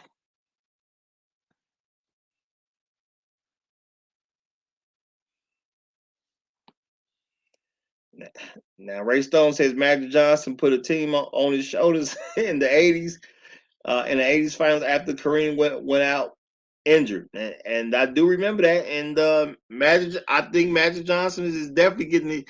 I believe Magic Johnson is getting his just credit. I do believe that. Okay, Magic Johnson is definitely getting his just credit. Okay, now we got Sam Jones here, right, following up Dave the Busher. So that's your 31 through 40 right there. Okay, but Magic Johnson, boom, he's still in the top 10. Okay, and if we look at it, he's still top 5 for the moment. He's top 5 for the moment. Okay, of course, everything is subject to change when you're doing a list like this. And again, if you guys have not already subscribed to the Black Dimension, please subscribe to the Black Dimension. This episode is airing on my other channels, but once this show is over with, it will only be available on the Black Dimension. Okay, this is part 4 of the NBA's top 75 list, or the greatest 75 players. Okay, all right. Now we got another guy up. All right, a guy who's near and dear to my heart. All right, and I don't think this should be too much of a problem for people. All right, the next name up is none other than a guy who really needs no introduction. Okay, a guy who really needs no introduction. He was a rookie of the year. Okay, he was a 14-time All-Star, 9-time All Defensive Player, a 10-time All NBA player. He's won a Defensive Player of the Year. He's won 5 MVPs, 6 Finals MVPs, averaged 30.1 a game, 6.2 rebounds a game, 5.3 assists, 2.3 steals, and 0.8 blocks. Has 6 rings, and he goes by the name of Michael Jordan. Okay? He goes by the name of Michael Jordan. Now, what I will do, before I just go ahead and slap him at the top of the list, okay? Before I just go ahead and slap him at the top of the list, I'm going to look at Kareem Abdul-Jabbar. Okay? I'm going to look at him so people I'm going to look at him, okay? Now, Kareem Abdul-Jabbar, 19-time All-Star, right? 19-time All-Star. Which ain't nothing to mess with.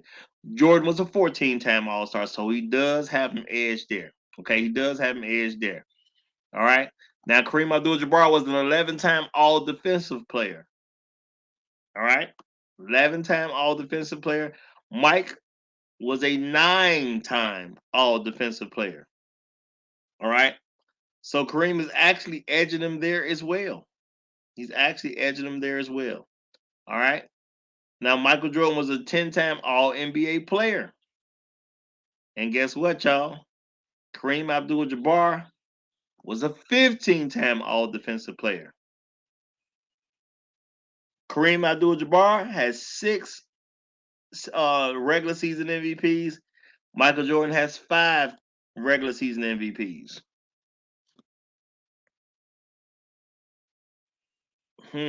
Now, they both won Rookie of the Year.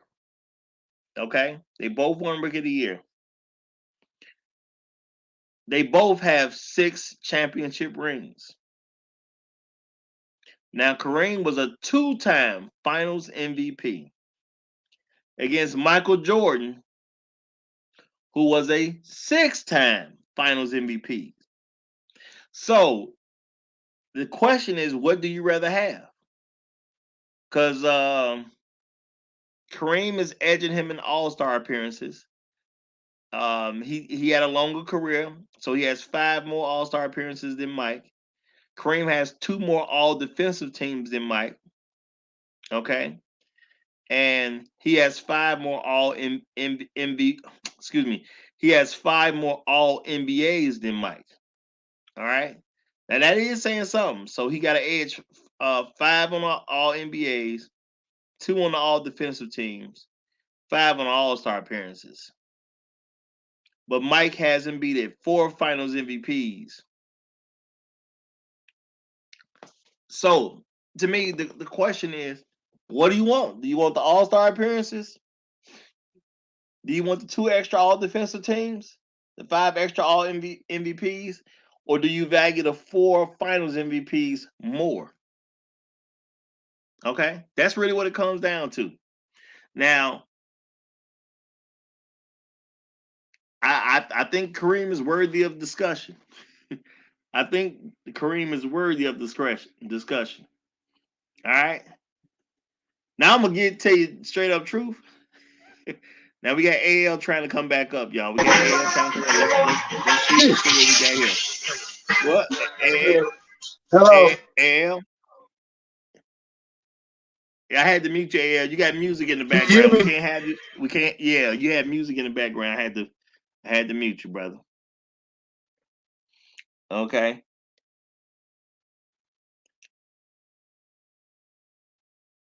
So guess what, y'all? And shout out to Justin Zone. I see you, brother. All right. Shout out to Swish Life Media as well. I see you here in the building. Okay.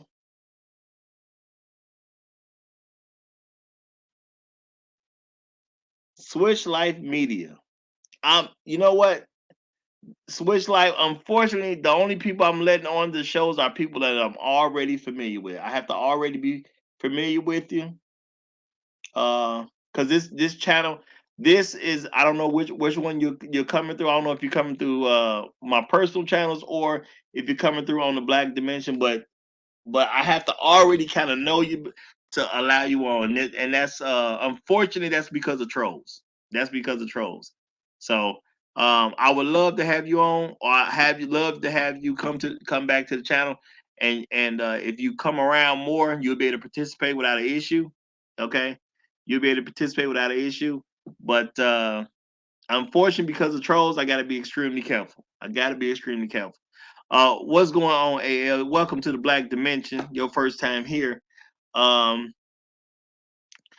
do you want to say anything before I put Jordan on top of this list? Because that's really what's about to happen. What? I'm just, I'm What? gonna tell you straight up. What?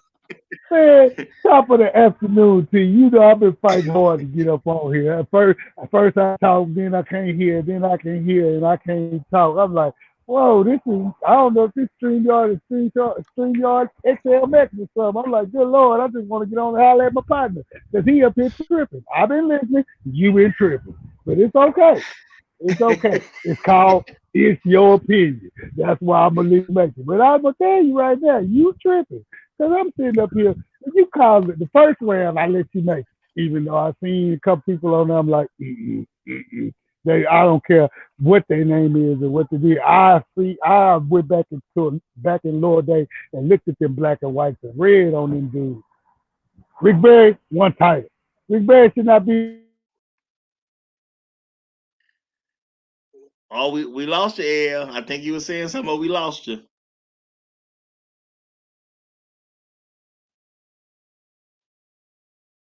Yeah, we lost AL. Okay, so I give AL a chance to say something. But at this particular point, I'm gonna go ahead and start knocking people down, and you know, and for all those who are kind of newer to the show, once a person is placed into a certain position, that position is not going to be changed.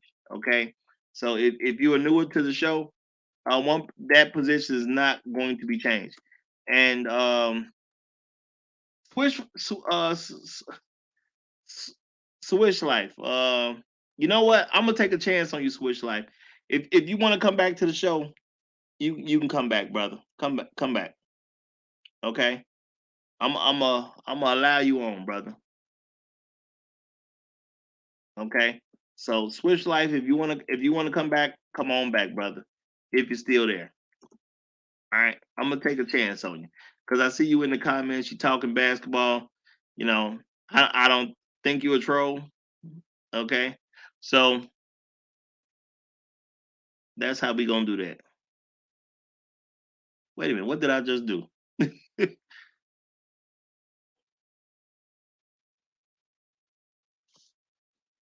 Give me one moment, folks. Did I just make a mistake or something? Two, three, four. Okay. All right. This tier this is gonna change. We're Billy Cunningham is being knocked off this one. That's what's going on. Okay. I lost where I was for a second there. I'm gonna take Billy Cunningham down a notch.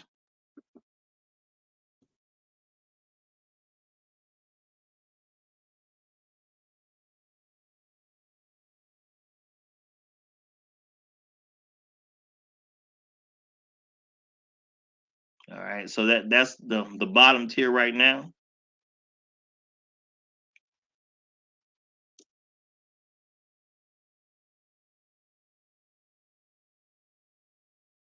Which is gonna knock Patrick Ewing down a tier. But he's a Nick anyway, y'all. He's a Nick anyway.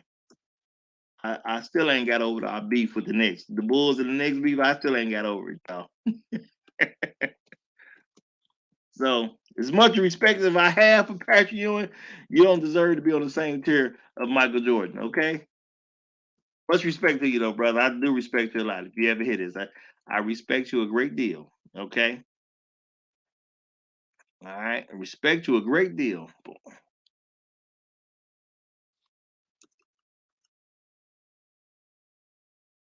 So this will now knock Elgin Baylor out of the top 10. So shout out to Black Oral who wanted Elgin Baylor to have his way a little bit. This is gonna finally knock Elgin Baylor out of the top 10. Okay. Much respect to Elgin Baylor though.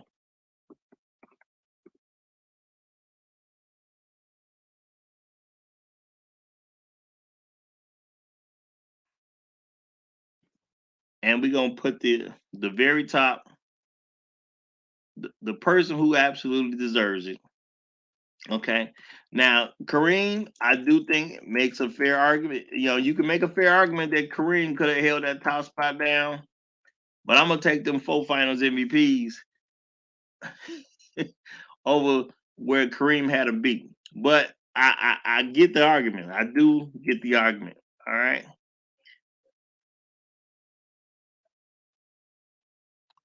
Hey, L, what's going on, brother? What's going on? You gonna try it one more time? Can you finally hear me, my brother? Yes, I Can can hear you you, hear me? brother. I can hear you. Man, top of the afternoon to you. Long little bit of live seconds. Yay, yay. Now, bro, I don't know why they're going by alphabetical order. They need to go by ship, and then they need to go by number. Well, Period. that's what we doing. Nothing We more, rank them. nothing.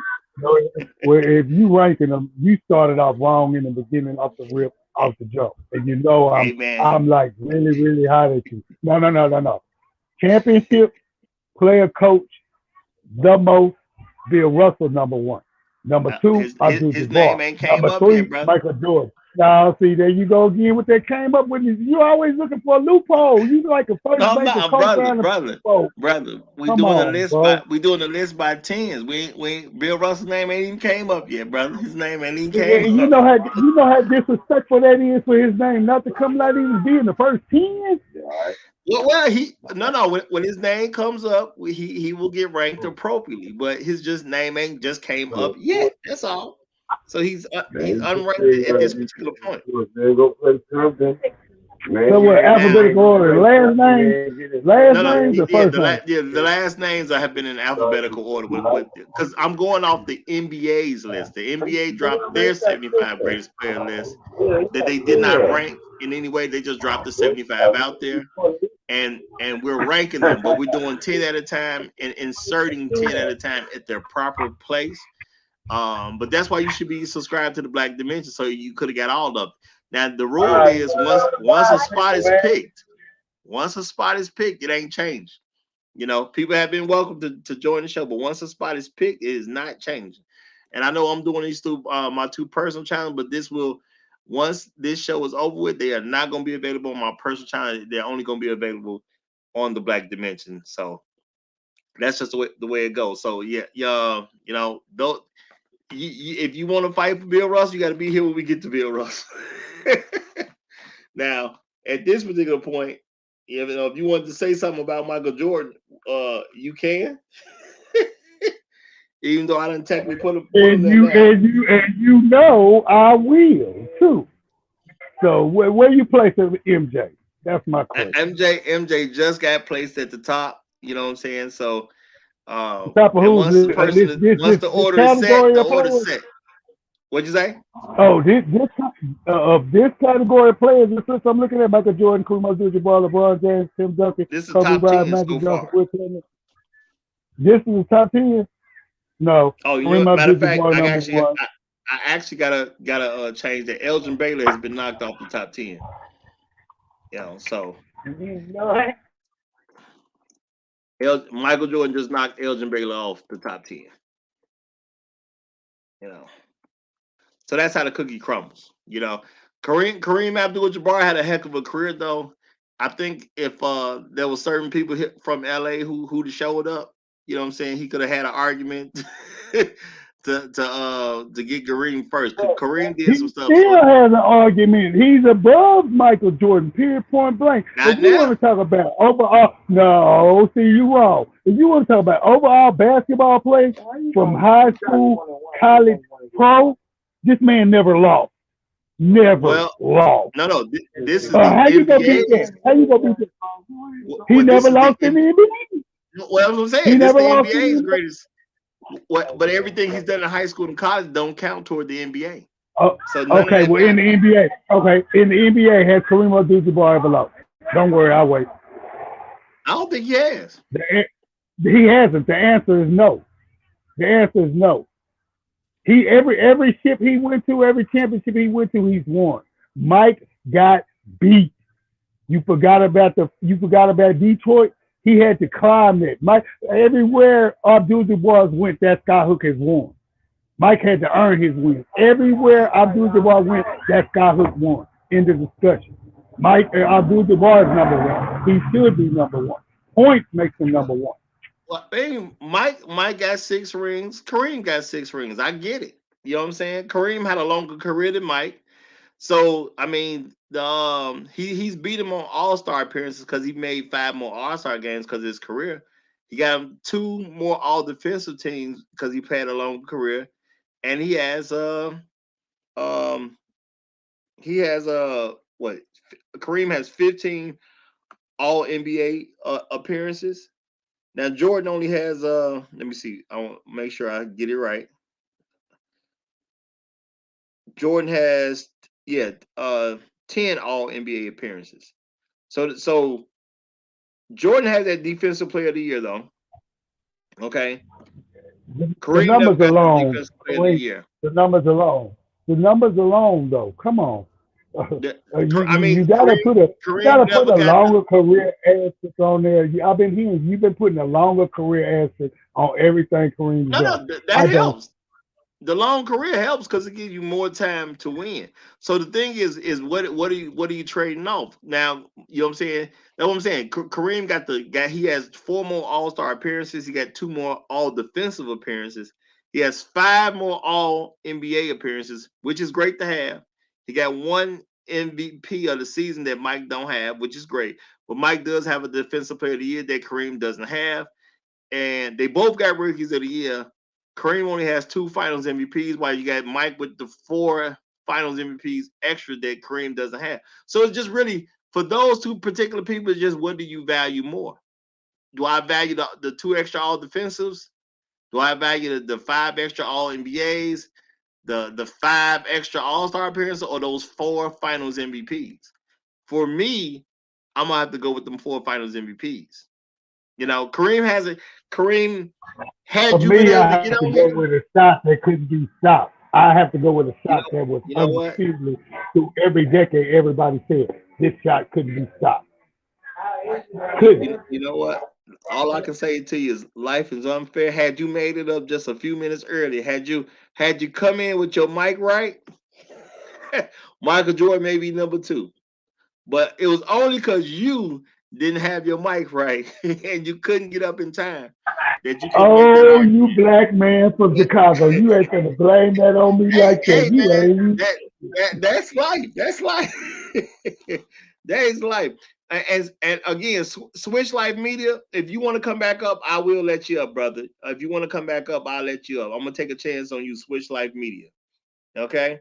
So yeah, brother, that's the only thing. It's just, man, had you just been here a few minutes earlier, Michael Jordan may not be in the top spot. You know, me being a Chicago fan growing up, I mean, I can't have no Laker on top of Mike. and on top of the fact, this is your stream, so we already know who's gonna be a loser. if an argument would have been made, if a legitimate argument would have been made, now I see how to make a legitimate argument for it. I see how to make a legitimate. You know what I'm saying? If someone would have showed up and made a legitimate argument, I would have did what was fair. At the end of the day, I would have did what was fair. So you know what I'm saying? So I appreciate folks not showing up to even have that argument. So now Mike got his spot. If had you been here a few minutes earlier, Mike might not have that number one spot. He might not. And I'm keeping it 100% real with you, brother. I wouldn't even trip As like that, long brother. as Mike's number one spot is in your mind and your mind only, that's all that matters. But we Man, this is in the the best listening list that world, we anybody know gonna ever better. put together. This is the best list that anybody gonna ever put together with these 75 greatest players, brother.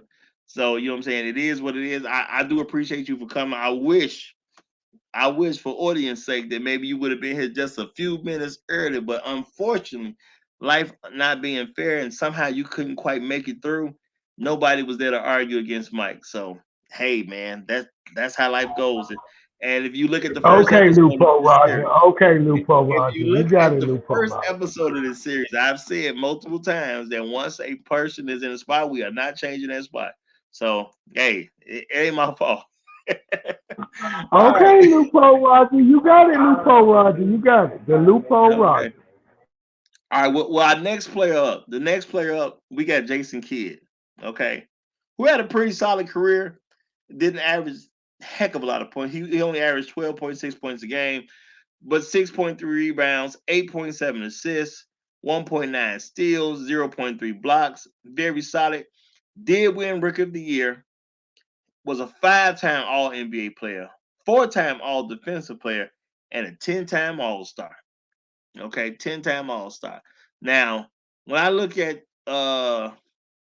when I look at his career, all right, I say one more time for Switch Life Media. If you're still down there, you can actually join the stream. I don't know, he may have had to go, but I'm gonna give him a chance to join the stream. All right. Um, Now with Jason Kidd, well, first thing we gotta do is we gotta look at these tiers here. We're gonna have to look at these tiers. Now, are we gonna argue that he should go in the top tier? Great solid career. No, sir. I'm looking at And this list you put back up. No, sir. He's not and even no, sir. So, what you now want to do? Keep talking about him and move on. Cause that list you put up. we go to the second tier. Elgin Baylor, Julius Erving, Rick Barry, Kevin. Hmm. Jason Kidd. I'm We looking can at Charles argue him Barkley. versus Rick Barry. We can argue him versus Rick Barry maybe, but everybody else on the list, I can't even see you argue him against John Havlicek. But against Rick Barry, yeah. Well, they had some pretty good careers now. They had some pretty good careers. I mean, I'm actually looking at him like I'm really kind of looking at before you go to Rick Barry. Well, Kevin Garnett did get his ring too. He definitely got a ring too. You know, let me take a quick look at Kevin Garnett.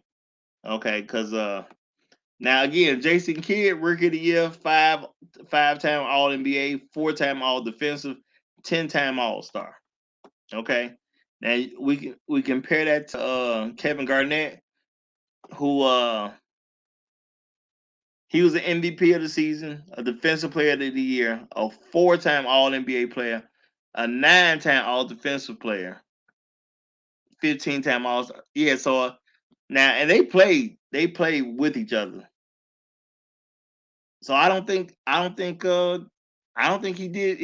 put up enough to argue Kevin Garnett. As much as I like Jason Kidd, because I love Jason Kidd while he was playing. I did actually love Jason Kidd playing. Now when I look at Charles Barkley, do you, I got to throw Kidd in front of Barkley. Do you see anything worthy of making an argument that Barkley is better than Kidd? Olympic gold medal, 92 Dream Team. Enough said. Like I said, you can either measure him against Rick Barry or nobody else on that second team list. Leave Barkley But alone. this is this Barkley, this this list is the order that's standing though. This is the order that's standing. So if you But say, you trying to add Jason Kidd to this section of the list, correct? well, yeah, Only we're just gonna person knock on other this list players down. yeah, the only person on this list I think you need to be taking him up against numbers wise is Rick Barry. I mean, everybody wants to use that Charles Barkley, he didn't get a ship as the well a 6'4" man listed at 6'6", beating out 6'10", 6'11", 7-footers on rebounds, points, assists, and this man can shoot threes. This man was basically a heavy set Michael Jordan playing at power forward and kicking ass his whole career. And he had a mouth to back it up. His only Well, knock you go knock him on is that shit. But other than that, you cannot. This man is a basketball Hall of Famer. He's a basketball Hall of Famer. I'm always defend Charles Barkley. So I'm gonna just let it be known off the rip. But you go ahead. okay, well, see, and I get where you're coming from, and but see, the thing is, the order's gonna stand. If you say Jason Kidd is better than Rick Barry, that means he's automatically over Barkley. He's automatically over Garnett as well. All right, look like we got Black Uru coming in. He can't be over Garnett. Garnett has a ship. And Garnett has a couple of championship appearances. You know, even though it was long and drawn out, Garnett got his ring. Well, no, I mean Garnett got his ring. You know what I'm saying? Looking And at what because Kid they did play at the same did time. get his ring too. Kid did get his ring too. I come to think about it with the Dallas Mavericks. But, I mean, his numbers were not the Jason Kidd like numbers we know him to be known for to get that shit. Okay. All right. And Al, you got a little background noise that you may want to move away from because your background's getting a little loud, brother. Your background getting a little loud. And shout out to you, Silent Lamont. If those who do not know, the names are coming up in alphabetical order. The names are coming up in alphabetical order. So we ain't hit the T's yet. We just ain't hit the T's. So Isaiah Thomas will come up eventually, but you know, we ain't got to him yet. Black Uru, what's going on, my brother? We're actually in the middle of where Jason Kidd should be placed. How you doing, brother?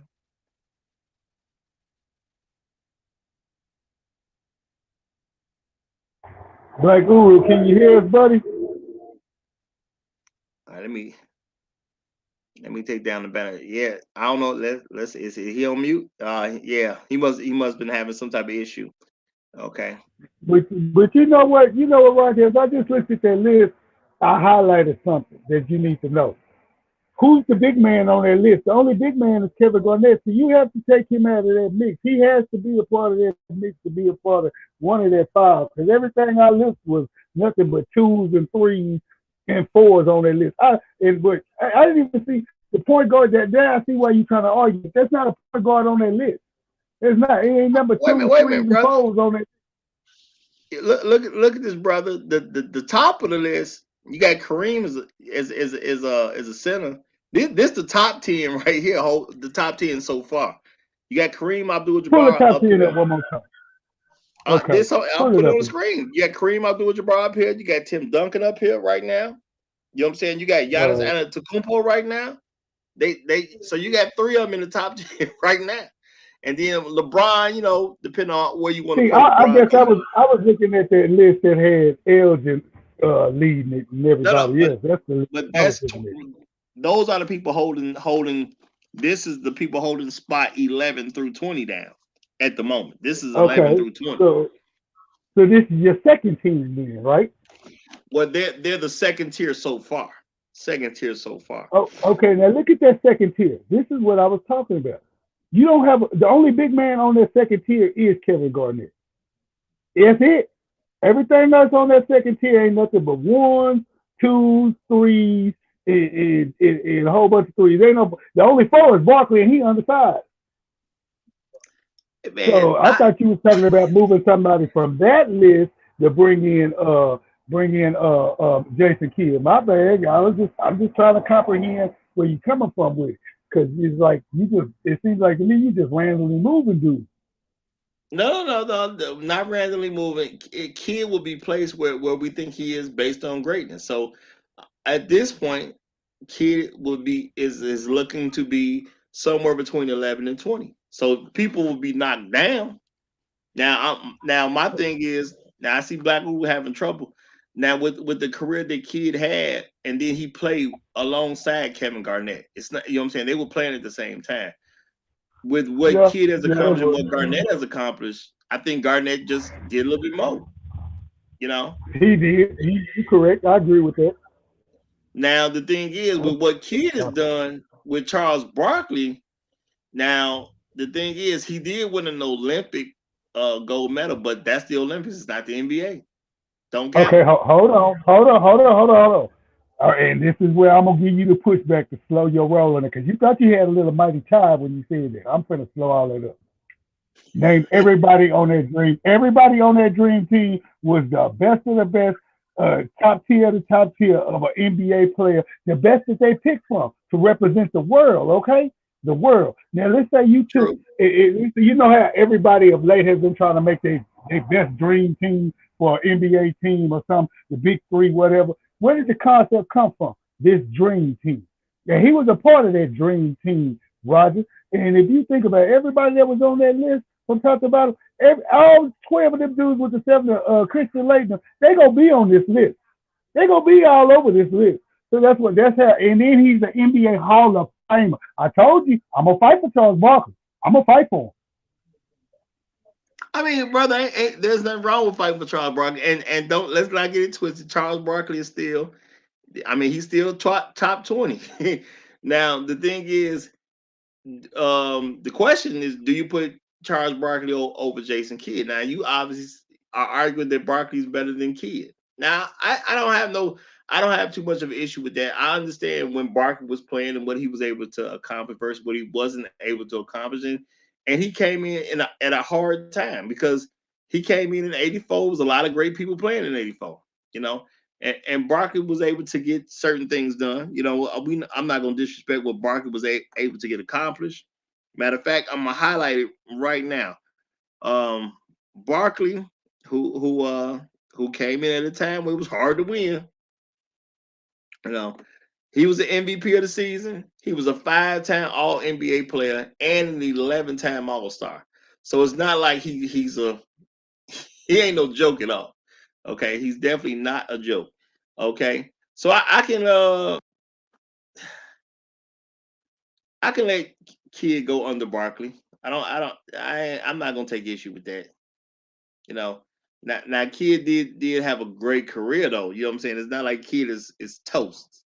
Kid did his thing, and I was a fan of Kid. I ain't gonna even lie.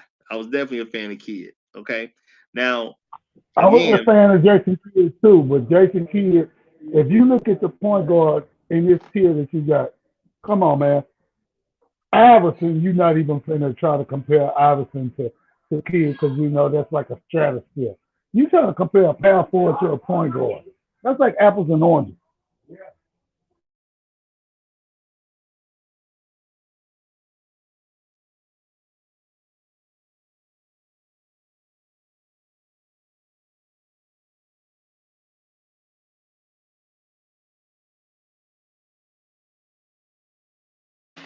all right. Okay. So now we're gonna look at Okay. So then now we can look at Steph Curry then. Now Steph Curry been having a pretty good career. All right. Now Steph Curry done won more than Kidd. Okay. So if I look at Curry and then look at Kidd, you know, I'm kind of thinking Kidd. I mean, Curry's gonna get an edge because I mean, Curry's a winner. And I do actually value winning. Now I do value the defensive part of Jason Kidd and the fact that he was a 4-time All Defensive Team player, which I ain't gonna throw that out. I think that's something that should be paid attention to. But now when I look at Curry and those 3 rings that he got, and he was a 4-time All NBA player, I don't really I don't really want to put yeah, see when I look at these 2 players, because these are both gifted players, just simple as that. I can't put Kid over Curry. Not with those 3 rings. I can't really justify it in my heart. Really can't do it. So I would actually have to go down to John Havlicek then. Is that who you mentioned at first?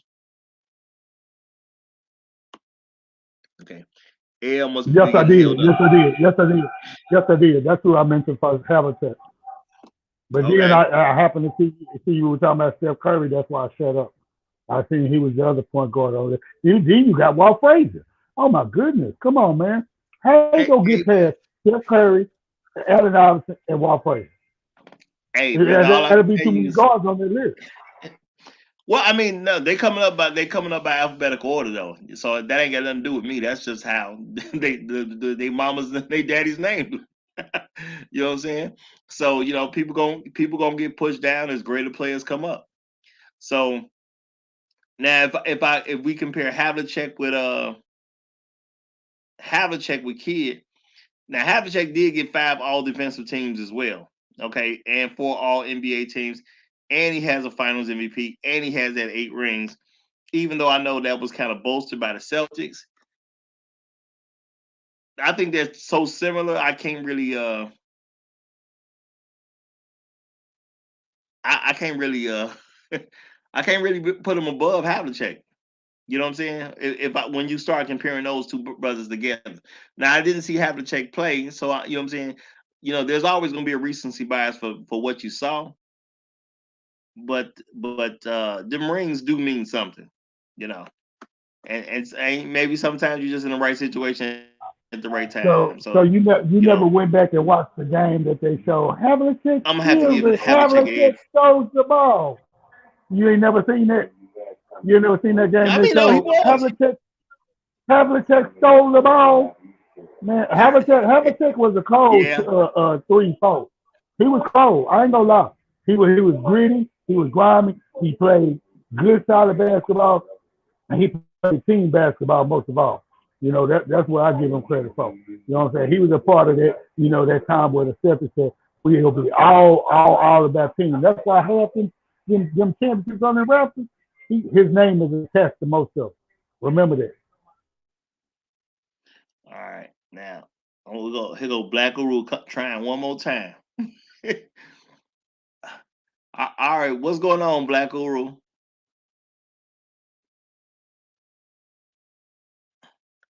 Black Uru, I guess the basketball guys don't want to hear from you right about now. Man, that's how they was treating me, Black Guru. That's how they was treating me. I was fighting to get up in here. Hey man, it came at a tough time, brother. It came at a tough time, you know. But Mike always finds a way to win.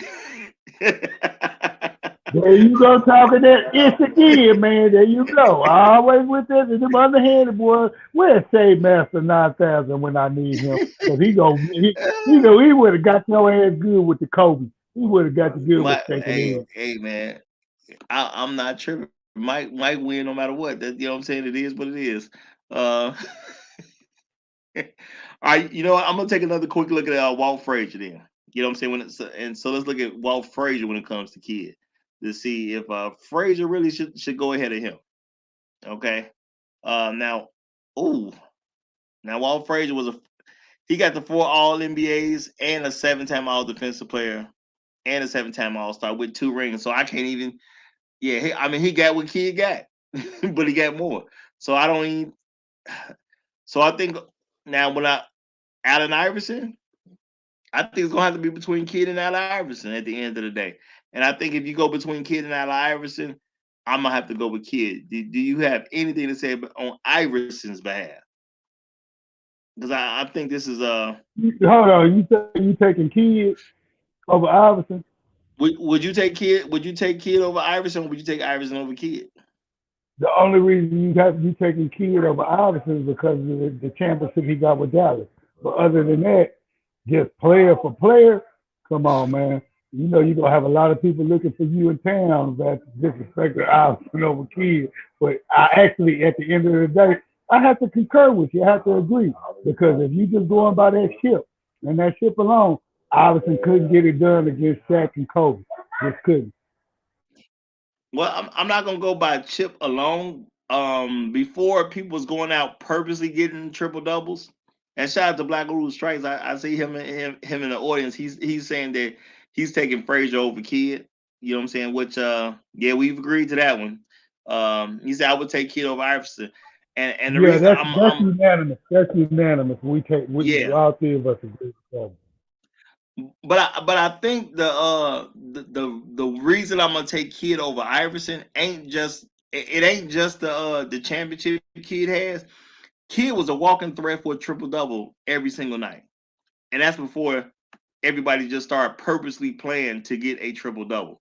You know what I'm saying? So the fact that he was a threat for a triple double in a time where triple He doubles was weren't drafted common on. like that.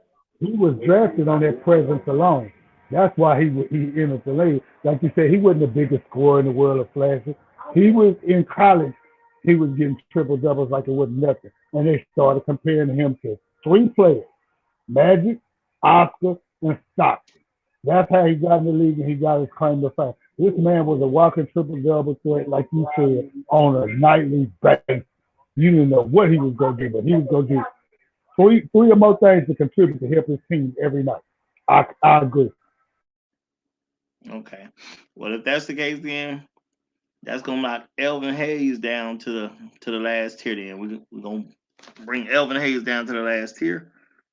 Because that triple double meant something back in the day. Now I know players nowadays they just going out on purpose to get triple doubles, and they care about the triple double more than they care about the win. You know, and I just looked at just recently by how many people who done got triple doubles, and you got no name players basically getting triple doubles nowadays. You got no name players doing it. It don't make sense. It just don't make sense at the end of the day. You know, but I'm still at the place where winning goes above everything, especially if you're a professional athlete. So yeah, I do have certain value for championships. You know, um, and honestly, bro, real talk, and I just want you to really know this from the bottom of my heart.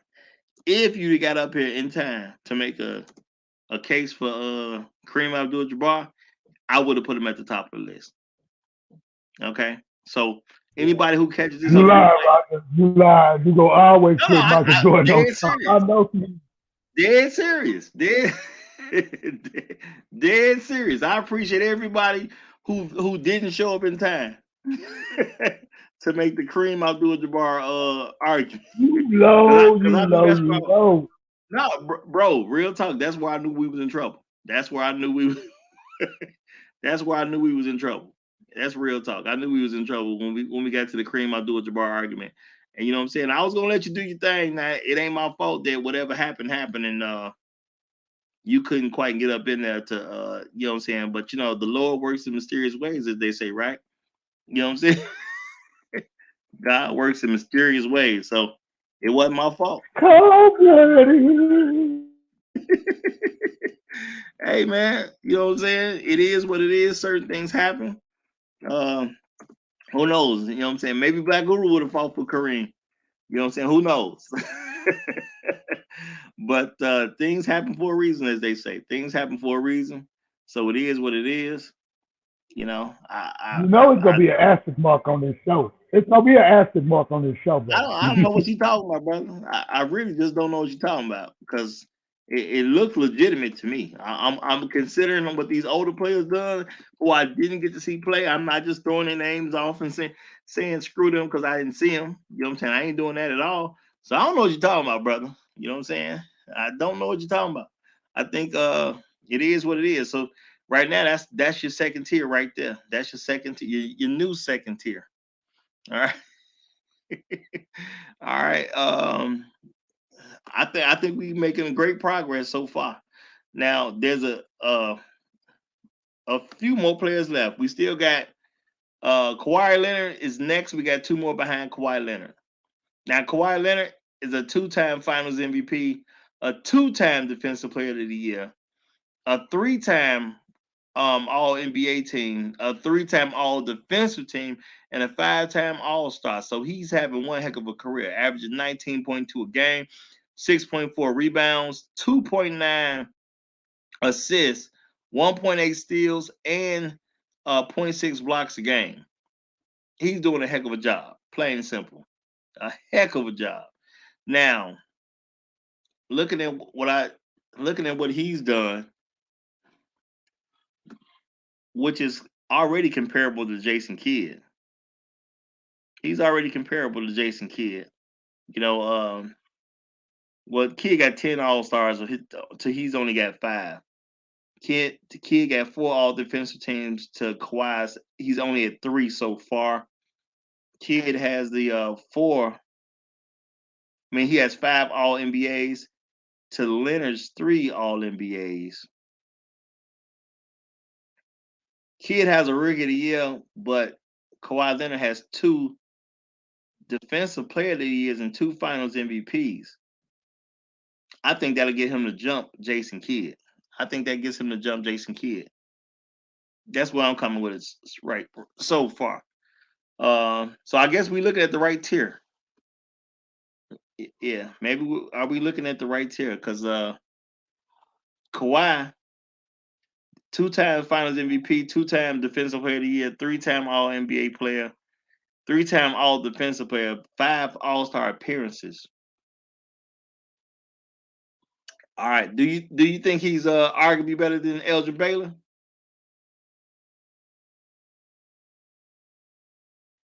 Okay. He must be doing something. Come again one more time. Who you bringing the debate up again? You talking about Kidd? Who? This is Kawhi Leonard now, who already has 2 Finals MVPs. Yeah, he has 2 Finals MVPs, 2 Defensive Player of the Years, 3 All NBA teams, 3 All Defensive teams, and he's made 5 All-Star appearances so far, and he got 2 rings already. Now I'm pretty sure over time he'll be in a better position over time because he's already got so much done at this particular point. But Kawhi is he a threat to do something with all that under his belt so far. He's definitely a threat. So the question, and we comparing him to Kidd. Well, the thing is, I do respect because he's done so much so far. Are we really gonna put Kawhi above any of these people at the top? So this is our top tier list. Are we gonna put Kawhi Leonard over any of these? I'm looking at the top tier list. Nope, you can't even put him over Durant. I want to put him up. I don't even know how y'all living Anders AK-47, what I call him, in that top list. But and then look, I'm with Black Uwu with what he said, the Kareem argument. See, me and Black Uwu, we think alike. See, we understand, we have seen it, we don't watch it, we don't. No, brother. I think you be playing too much sometimes, Roger. I swear. No, brother. Brother, I think he's saying, it would have just been Mike and that's it. He would have put Mike at the top without making a Kareem argument at all. That's what I believe the man is saying. What? But no, I can't even. Maybe that second tier group of Jews you can argue for Kawhi for, but that first tier, no. And I would even. But you know what? I would argue Kawhi against Antetokounmpo. I would argue it because Antetokounmpo stuff just came recently. His notoriety recently. Even though I know he's a hard worker and he's been on a long grind journey and he's dedicated and loyal to Milwaukee. I give all them credit, but you really that's the one on that first list that needs to be the comparison. Antetokounmpo got Giannis's numbers and his accolades versus Kawhi, because everybody else Kawhi cannot match up against on that list. Maybe no, he can't even match up to Tim Duncan. He can't even match up to Tim Duncan. No, I mean no. Well, no, Tim's not. Yeah, well, no, he can't even match up to. Well, no, that'll be a good comparison. Either Ennis or Kevin Garnett. That's the two you could compare him to. You get one of them two off the list. He got to go through them two. Durant. But everybody else he can't go through. Yeah, Kevin Durant and Giannis. All right, well let's look at Giannis and see what he did. And these guys are both still active players in the NBA, so they're still in the same era, I'll say. Now Giannis has one Finals MVP. You kind of broke up, AL. Say that again. Yeah, you said Giannis has one to Kawhi, and I said to Kawhi 2. So that's advantage Kawhi right now. Let's go. Right.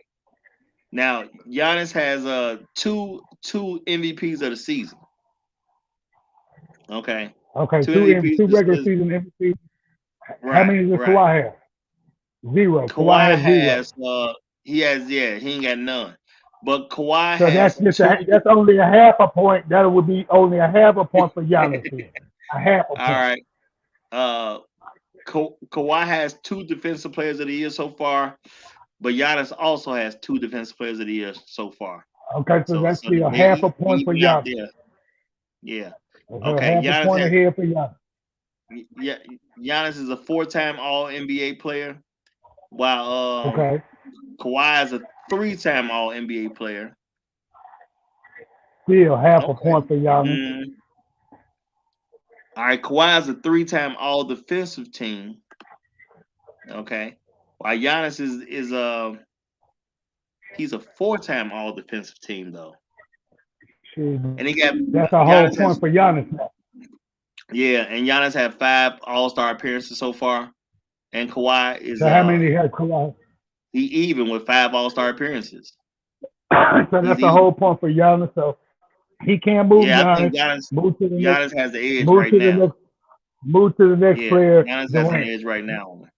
Well, that's Durant, Compared another to active player. Right. So we go to Kevin Durant, which is another active player.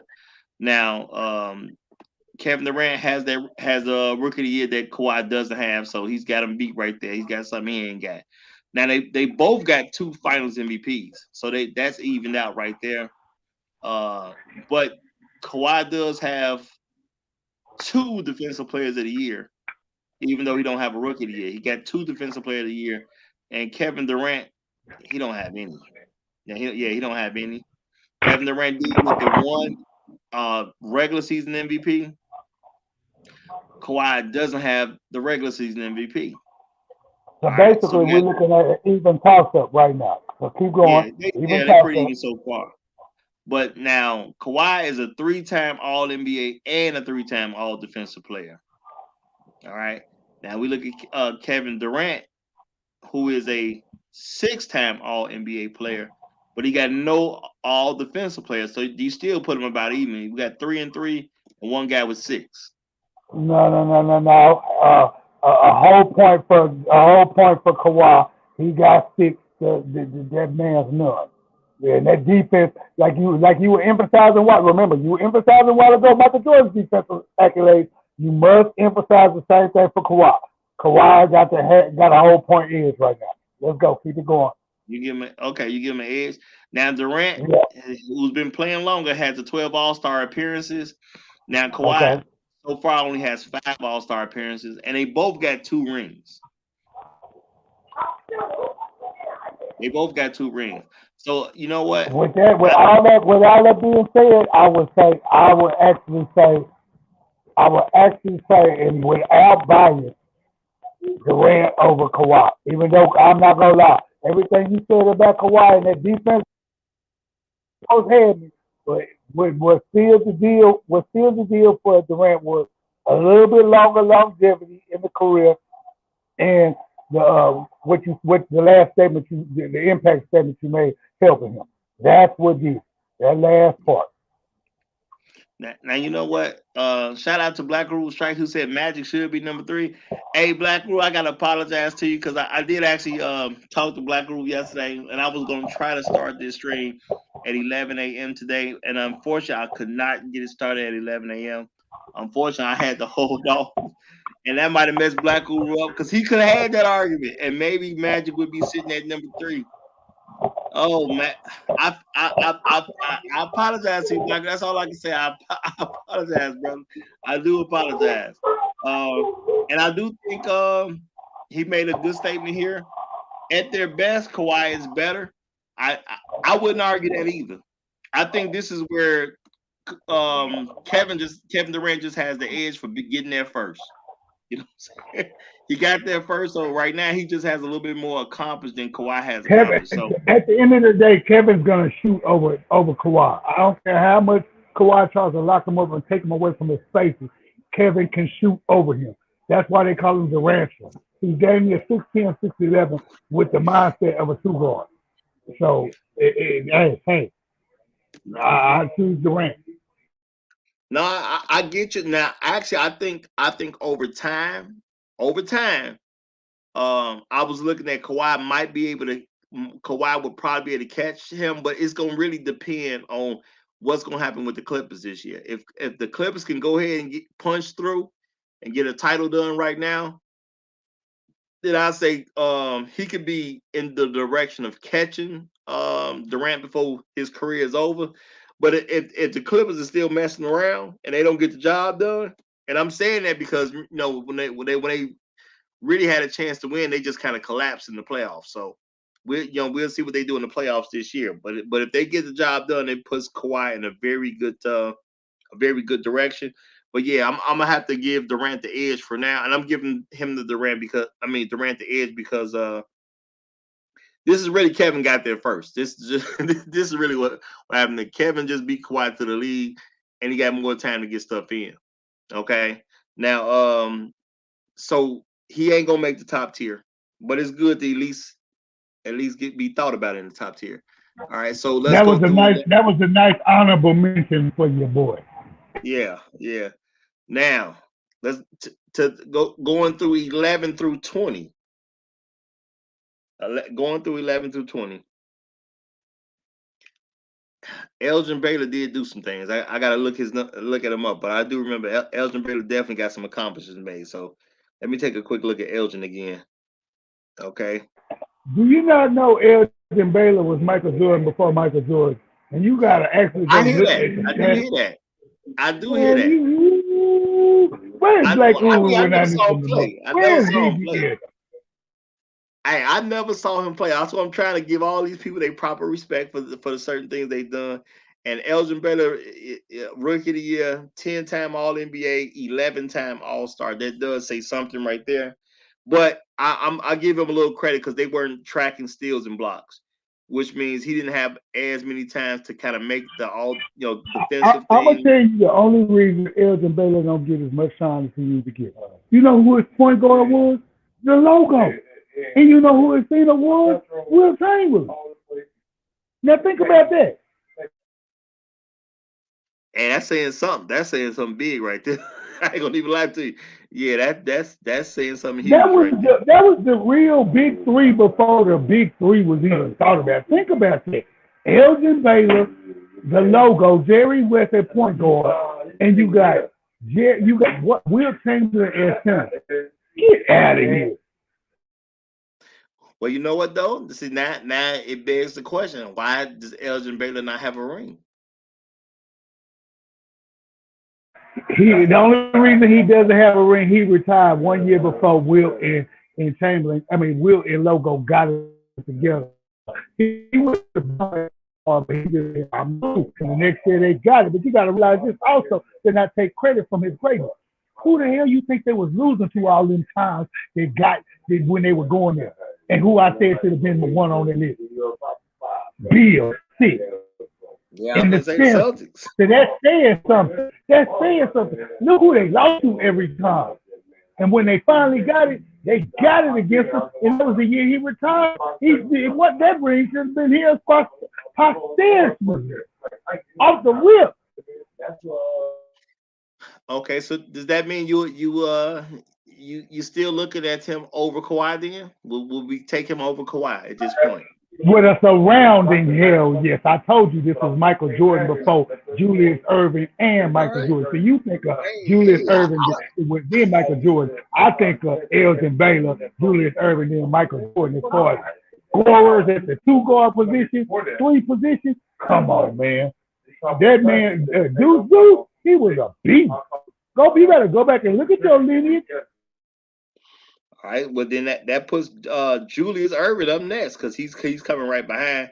Now he only has 1 ring, but he did not play a full career in the NBA. He was an NBA player for a while. I do know that, but he still has 1 MVP of the season. He's a 5-time All NBA player and an 11-time All Star with the 1 ring. So now, looking at that, do we take Kawhi over Dr. J? No, because of one thing. My heart can't do that one yet.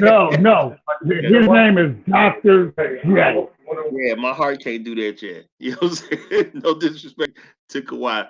but my heart can't do it. Now, okay, I'm gonna look at Rick Barry. Now, Rick Barry, I know Rick Barry was a beast as well.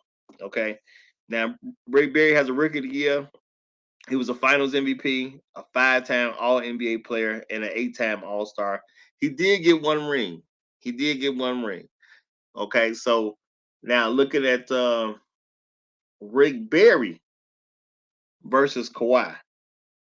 Now, with the fact that he only got one ring, and now Kawhi has 3 All NBAs. Rick Barry does have 5, but Kawhi got those 3 All Defensive teams as well. And he does have two Finals MVPs. To Rick Barry only has 1 Finals MVP. Now Rick Barry does have 8 All-Star appearances, but Kawhi already got 5 All-Star appearances. I think this is where we could safely put him. I think we can safely put him above Rick Barry. Ain't no safe to it. I was doing that off the rip. Okay. So we agree. We in agreement then. We in agreement. Okay. Well, that's gonna. Rick Barry should be around 70 to 75 around that goddamn list, numbers wise, if you went that way. Now, if you were talking about commentating sports, then Rick Barry in the top 10. But basketball, this man shot free throws underhanded. Yes, that made him unique, but that made him awkward in the same sense too. Everybody shooting free throws the regular way. You want to be the only fool in the game who shoots free throws with 2 hands on the ball underhanded. Yes, he was 95.98%. He never missed, but look, he shooting granny shots. Hey man, if you getting the job done, I don't have nothing bad to say about you. You know what I'm saying? That's how I look at that, brother. If you getting the job done, I ain't got nothing bad to say about you. You know what I'm saying? You doing it the right way if you hitting. Okay, you doing it the right way. I ain't saying it wasn't the right way. I'm just saying it was flicked. All right. All right. So Jason Kidd didn't stay high too quick. He coming right on down as quick as he got up.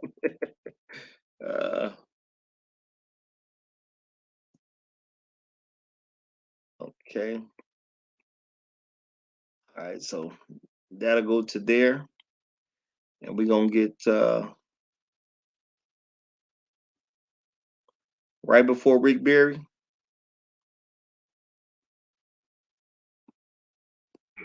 Yeah, we agree Kawhi Leonard above Rick Barry, right?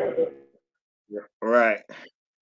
Yeah, I'm just double checking Kawhi name, make sure I spell his name correct. Give these people their proper respect.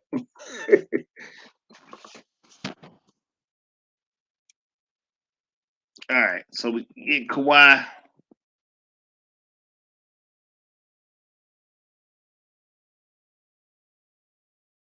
Right in there.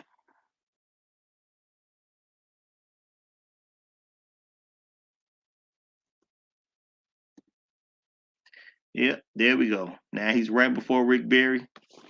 So that's the 21 through 30. I mean, excuse me. This is 11 through 20 right here.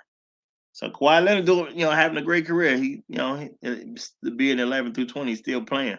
That's a pretty good career. Okay. I really don't want to turn this into move Rick Barry all the way down list. Now, I can argue Rick Barry over everybody on this list and argue him way down. I told you, at the end of the day, Rick Barry needs to be 70 to 75 in that number. He should not even be in the top 3 tiers of players. I'm sorry. Hey man, that's why you got to make the shows, man. You know what I'm saying? If you miss a show, you miss a lot. That's all I can say. When you miss a show, you miss a lot, because that's how the cookie crumbles sometimes. Because the list, again, the placements will not be moved once they're placed. Now we got two more left. The next guy up is Damian Lillard. Okay, we got Damian Lillard. Now Damian ain't won nothing yet. Another active player who has a chance to make a better career for himself. Right now he's averaging 24.6 points, 4.2 rebounds, 6.6 assists, 1.0 steals, 0.3 blocks. He did get a Rookie of the Year. He's made one All NBA team. He's been a 6-time All Star. So decent career so far. Decent career so far. But the top 10, he ain't touching that. Is he touching this top 20? 11 through 20? He ain't touching that if you ask me. Okay, matter of fact, I need to take I didn't take him off. I gotta take Kid off of there. Okay. And he don't deserve to be on the second tier or third tier, but I'm gonna let you keep grading, and I'm gonna come in as needed. I'm just putting that in the opinion. Uh, I just messed up. Uh no, I don't he don't deserve yet. I'm not making an argument that he needs to be on the second tier either. So we already down to the third tier now. We already down to the third tier. Um and he ain't really done much, honestly. You know what? I'm gonna take a quick look at Dave Tell me, Bing tell me, again. tell me this much. Tell me this much, Roger. How many tiers is it? How many tiers is it gonna be? Let me get a good Well, when it's parameter all where we said and work. done, it'll be 8 because it's 75 people. When it's all said and done, it'll be 8. You need to be on that goddamn eighth tier. I mean, he probably is gonna end up. He probably gonna end up there because he ain't done much yet. He ain't done much yet. You know what I'm saying? Now James Harden and him. Let's just start there. Do you take Damian Lillard over James Harden? Yes, James Harden has a league MVP. Neither one of them have championships. Both of them have individual accolades, high points, high scoring, a nights in a row, and this, that, and the third, and triple doubles to go along with it. But when it's all said and done with those two, you have to look at their playoff body of work and they regular season work. James Harden gets the edge. James Harden got the Yeah. league. He has the league MVP, and Lillard does. Lillard's just exciting to watch and makes you want to root for him as a nice underdog. The boy has a nice underdog game, and we all know that. Give him respect for it. But as far as him moving it to the elite tier status, he has not done that. He plays. You He know will what? play inconsistent. James has not. He has not shown you that he will not play inconsistent after that. He's led a franchise to a league MVP title and deep run in the playoffs. Your boy has never gotten past the second round. Lillard in the discussion. You know what? I actually wholeheartedly agree with you.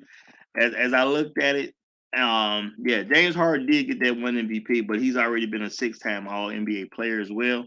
So Damian, which is actually another guy that Black Ood don't even believe should even be on this list. Yeah, he ain't done enough yet. It's just that simple. He ain't done enough yet. Maybe he'll do better in the future, but he definitely has not done enough to to uh to go anywhere on this particular list. He ain't done enough. And I'm not a James Harden fan, so you know what I'm saying. When I already take you down to James Harden, that ain't saying much about you. All right, we got Say you gonna get up off my bearded wonder too, for real, dude. I heard you. hey I heard bro, you. Don't think I didn't. he ain't I won. heard He you. ain't done nothing. Hey, in my opinion, James He Harden had. cares Hey, more about himself he than the has team. been to an NBA. He's been to an NBA final before half the dudes you talking about half. Yeah, he didn't win it, Well, but he got to a shit. He well, lost to LeBron. Remember? James Harden cares more about himself than the team. That's the way I look at him right now. No disrespect to the brother if he ever hears this, but honestly, that's how I look at him playing. He cares more about himself than the team, which I believe is holding his career back. I'm not saying the man can't hoop. I'm definitely not saying that. But he got to care about the team winning more than he care about the numbers he put up. You know, so that's why I'm gonna leave that. Now, Jerry Lucas is the final person up for today. Jerry Lucas is the final person up. Now, Jerry Lucas did win one ring, but he did get a Rookie of the Year. He was a 3-time All NBA player, and he was a 7-time All Star as well. So, he did actually perform pretty much. Okay. He definitely performed. Now, I think we can also start with the bottom tier. Okay. This what do you looking at this bottom tier? Who you think he's better than? Is there anyone you think that we should consider? Are we talking about Damon Lillard versus the bottom tier, or are we talking about No, James no. Harden The versus the next bottom up is tier? Jerry Lucas. Jerry Lucas is the final guy for today to be placed. So, do you Do see the anyone? comparison between it's only one person on this, where two people on this list that you compare him to, and that's Billy Cunningham and Dave Coward. After that, no, and maybe Melo. Okay, so you think Jerry Lucas is possibly better than Ray Allen? Never, never. Well, that's what I'm saying. So the order is already set. So do you think you looking at him above Hal Greer or George Gervin? Now stats wise, I didn't give the stats on the guy. Stats wise, he did average 17 points a game. He averaged 15.6 rebounds a game. So he definitely was one of the guys who would get you the boards.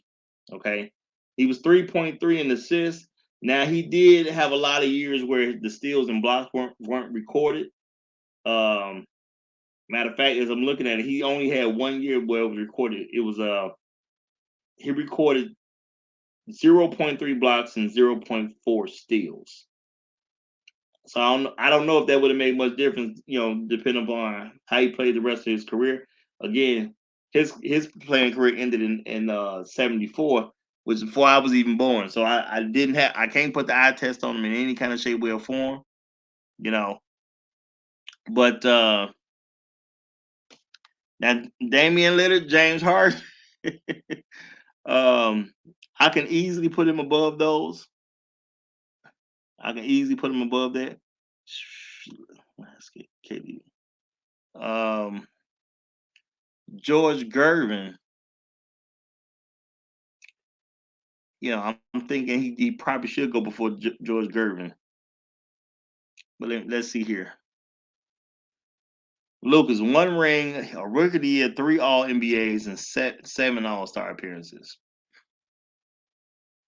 Where would you want to place him, AL? I wanted to see a little man was on his ass. I don't know. I know, but not Jerry Lucas was a power forward, and I'm looking at the power forwards on this list.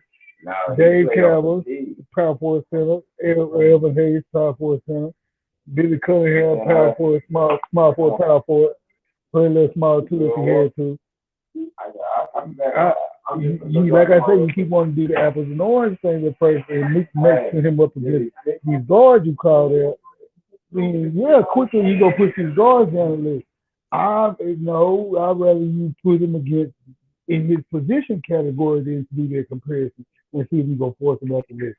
Because it's like you hurt the other side when you do that. You have to compare him in his position category and go with numbers like that. Now, as far as him versus Elvin and Dave, I'm gonna leave Dave on that list. I'm gonna leave Elvin on that list. But Billy, no, okay, I'll pick him. But I just to say him versus James and Lillard, no. Those are two guys that will go get you the same amount of rebounds a night a game as he would. Period. Well, you know what? And that's his only X factor.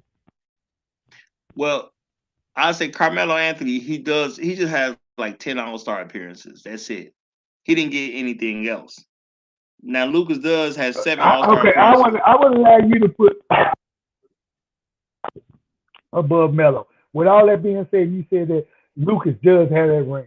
So yeah, and Melo fits in that 3-4 position. And even though he was more of a true 3 wing, and Jerry height wise was in that wing category. Jerry played 4-5. So if you're gonna do a comparison, you add Melo in the list. Yeah, I'll take Lucas over Melo because Melo still doesn't have a ring with all that longevity and all that hype. He ain't got nothing else either. You know that's also the thing with Melo. He don't have anything else. He ain't got nothing else. He just got all-star appearances. You know, Billy Cunningham. You know, he still is a 3-time All NBA player with four all-star appearances. Because I'm looking at it now, and he did get a ring as well. So, but now Jerry Lucas he's made 7 all-star appearances and he got a Rookie of the Year. They both 3-time All NBA. Now, I didn't see him play, so you know what I'm saying. Without having the knowledge of seeing him play, I would lean toward that Rookie of the Year. You know what I'm saying? Because that at least he was the best rookie. Basketball that you grew up watching, and you know you would have gone on this ball. You would have gone. Brother, I'm deferring to you guys that saw more than I did. So if you think right before Carmelo Anthony is where he should go, that's where we'll stick him, brother. That's where we'll stick him. Okay, you know, because there's when you see something and you understand what was going on during those scenarios, you have a vantage point that numbers just ain't gonna tell you. I know people say, well, numbers don't lie. Yeah, that's true. Numbers don't lie, but they don't necessarily tell you the whole story either. Okay, so if you saw it and I didn't, I gotta defer to you, brother. All right. So we'll stick him right over Carmelo Anthony, and that'll be that. Okay. Now I'm gonna tell everybody who came by to watch at any particular point in time.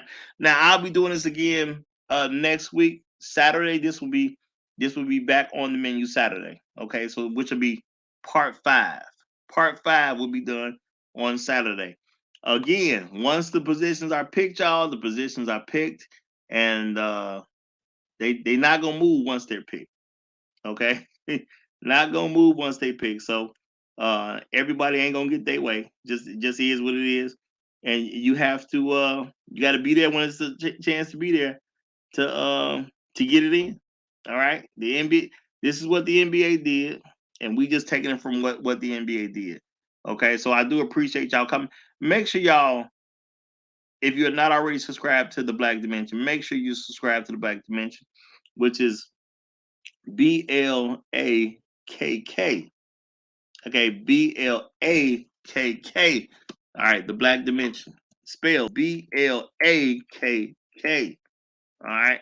So let me get this guy in here. And that's the only way I'm gonna be able to get back into this debate with you is to log into the Black Dimension, huh? That's where you just go force my hand, huh? Because you know I'm coming back. Hey man, you welcome back. We want to see you back. We definitely want to see you back. You know, we want to see anybody who wants to get a 2, 3, 4, even 5 cents. I'm a basic nigga that use YouTube and StreamYard. You moving it. You put this special platform on a special place where I miss 1, 2, 3. You label this. You knew what you was doing. You knew I was gonna give you hell too. Hey brother. Anybody could have made it there to the first, second, or third episode. Anybody could have made it. I can't control everything that goes on in life, and I appreciate what people say.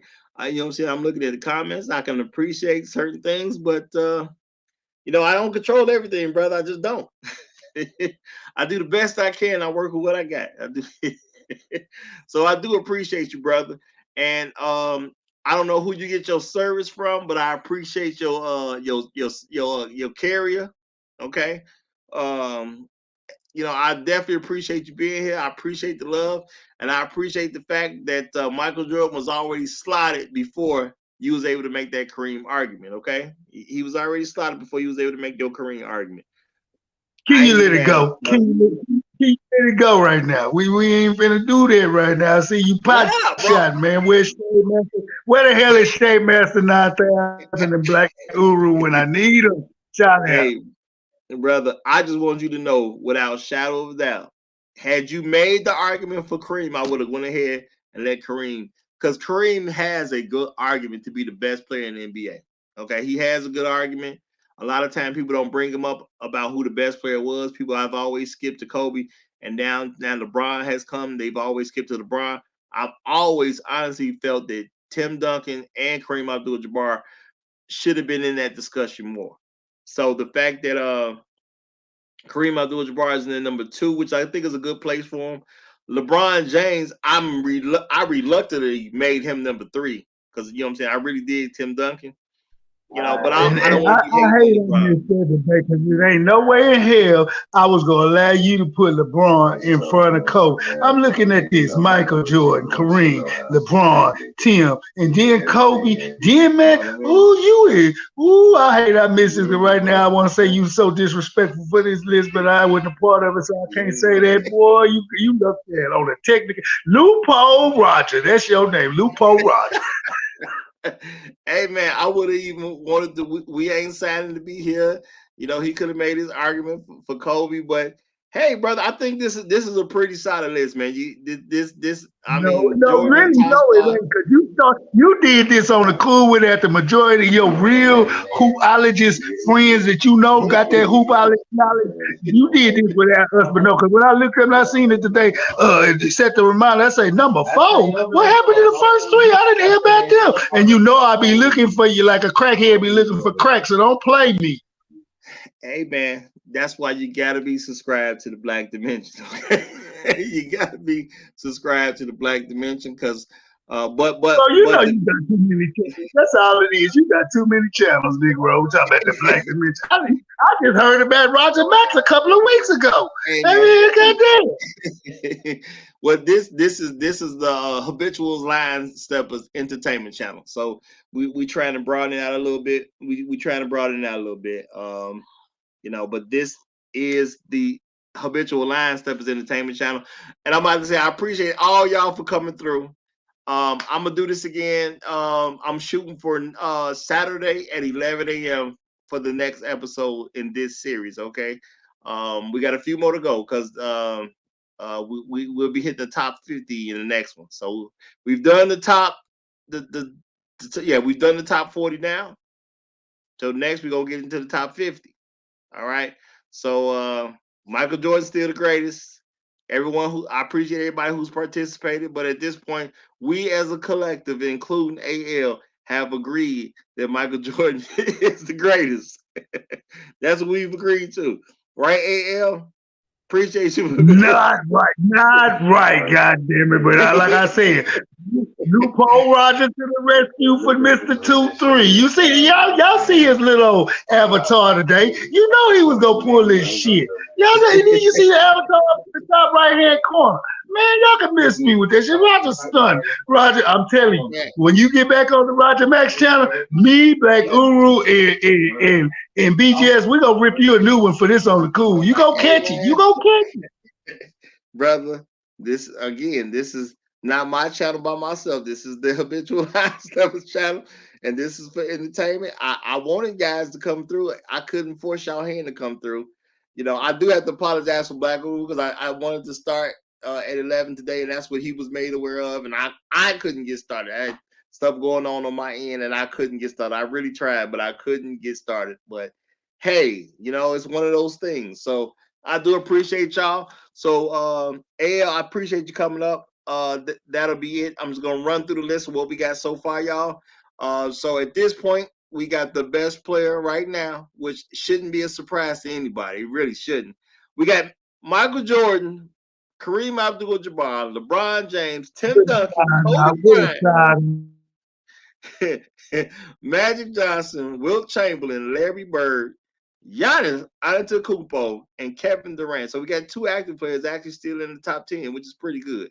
Okay, and Elgin Baylor's in the second tier with Julius Erving, my man Dr. J, Kawhi Leonard, Rick Barry, Kevin Garnett, Charles Barkley, Steph Curry, John Havlicek, Walt Frazier.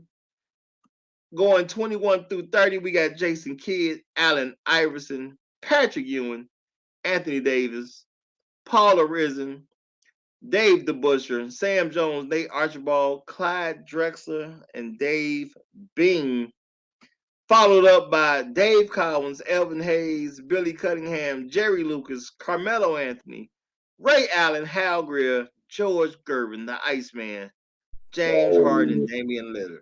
You know, which I think. And I know you said alphabetical order, but I looked at you as you named that list, and I'm like, Scottie Pippen gonna smoke half these dudes. Hakeem Olajuwon gonna smoke half these dudes to climb up this list. Boy, it's a lot of old dudes and current dudes that's gonna be real sick. They finna get slid down this list because there's a lot of dudes that's gonna slide them down this list. I promise you.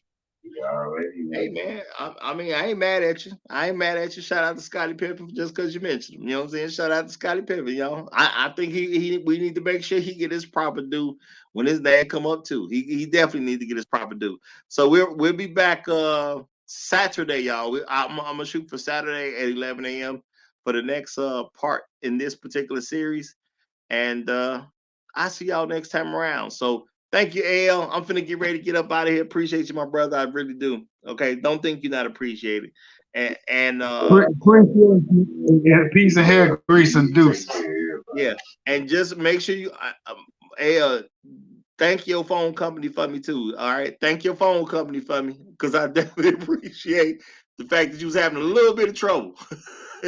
You was having a little bit of trouble. Okay.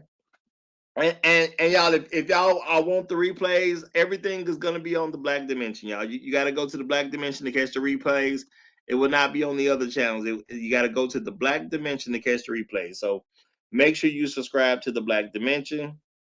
Okay, love y'all, appreciate y'all. Thank you for all those who support the channel. All right, but it's gonna be on the Black Dimension. I'm going to I'll put a link in my channels. I'll put a link in the description to the Black Dimension, y'all. I didn't put it there now, but I'll put a link in the description for the Black. Matter of fact, I'll do you one better. I'm gonna keep it going just for the moment, and I'm gonna put a link to the Black Dimension in the chat, y'all. I'm gonna put a link to the Black Dimension in the chat. If you just give me one moment.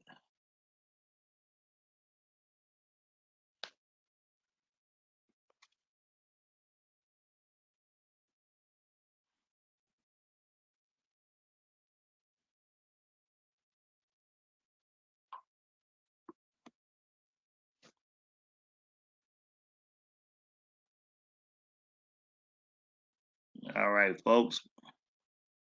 Here we go. We do appreciate y'all. We do appreciate y'all.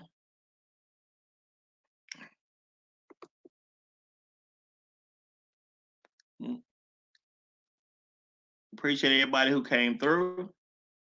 I will see y'all next week.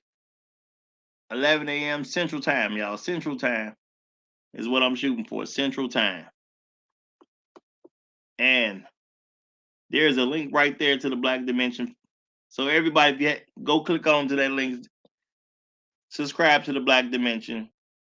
We appreciate y'all. And we'll see y'all next week. Everybody take care. And again, my apologies to you, Black Guru. Shout out to Ray Stone, who says, it's kind of hard to judge or compare a player who played before you were born. You can look at old footage and stats, but it's not the same as tracking them in real time throughout a seasonal career. And Ray Stone, you are absolutely correct. That's why I defer to, if the guys saw him play and I didn't see him play, I defer to those guys. I will defer, because it is different. To know the atmosphere, to know what kind of wins you took, what kind of losses you took. It's hard to see it from a historical. It's hard to understand exactly what was going on if you wasn't really around and conscious of what was happening.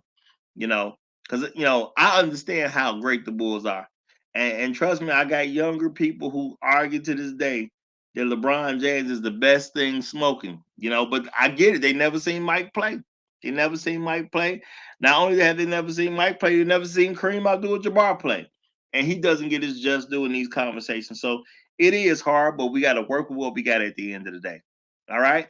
So I appreciate everyone for being here. If you're on my personal channels, make sure you subscribe to the Black Dimension. The replay is only going to be available on the Black Dimension. And thank y'all for coming to the Black Dimension. And since you've been pulled in the Black Dimension, I hope y'all have a great time seeing your way out. And we'll see you next time around.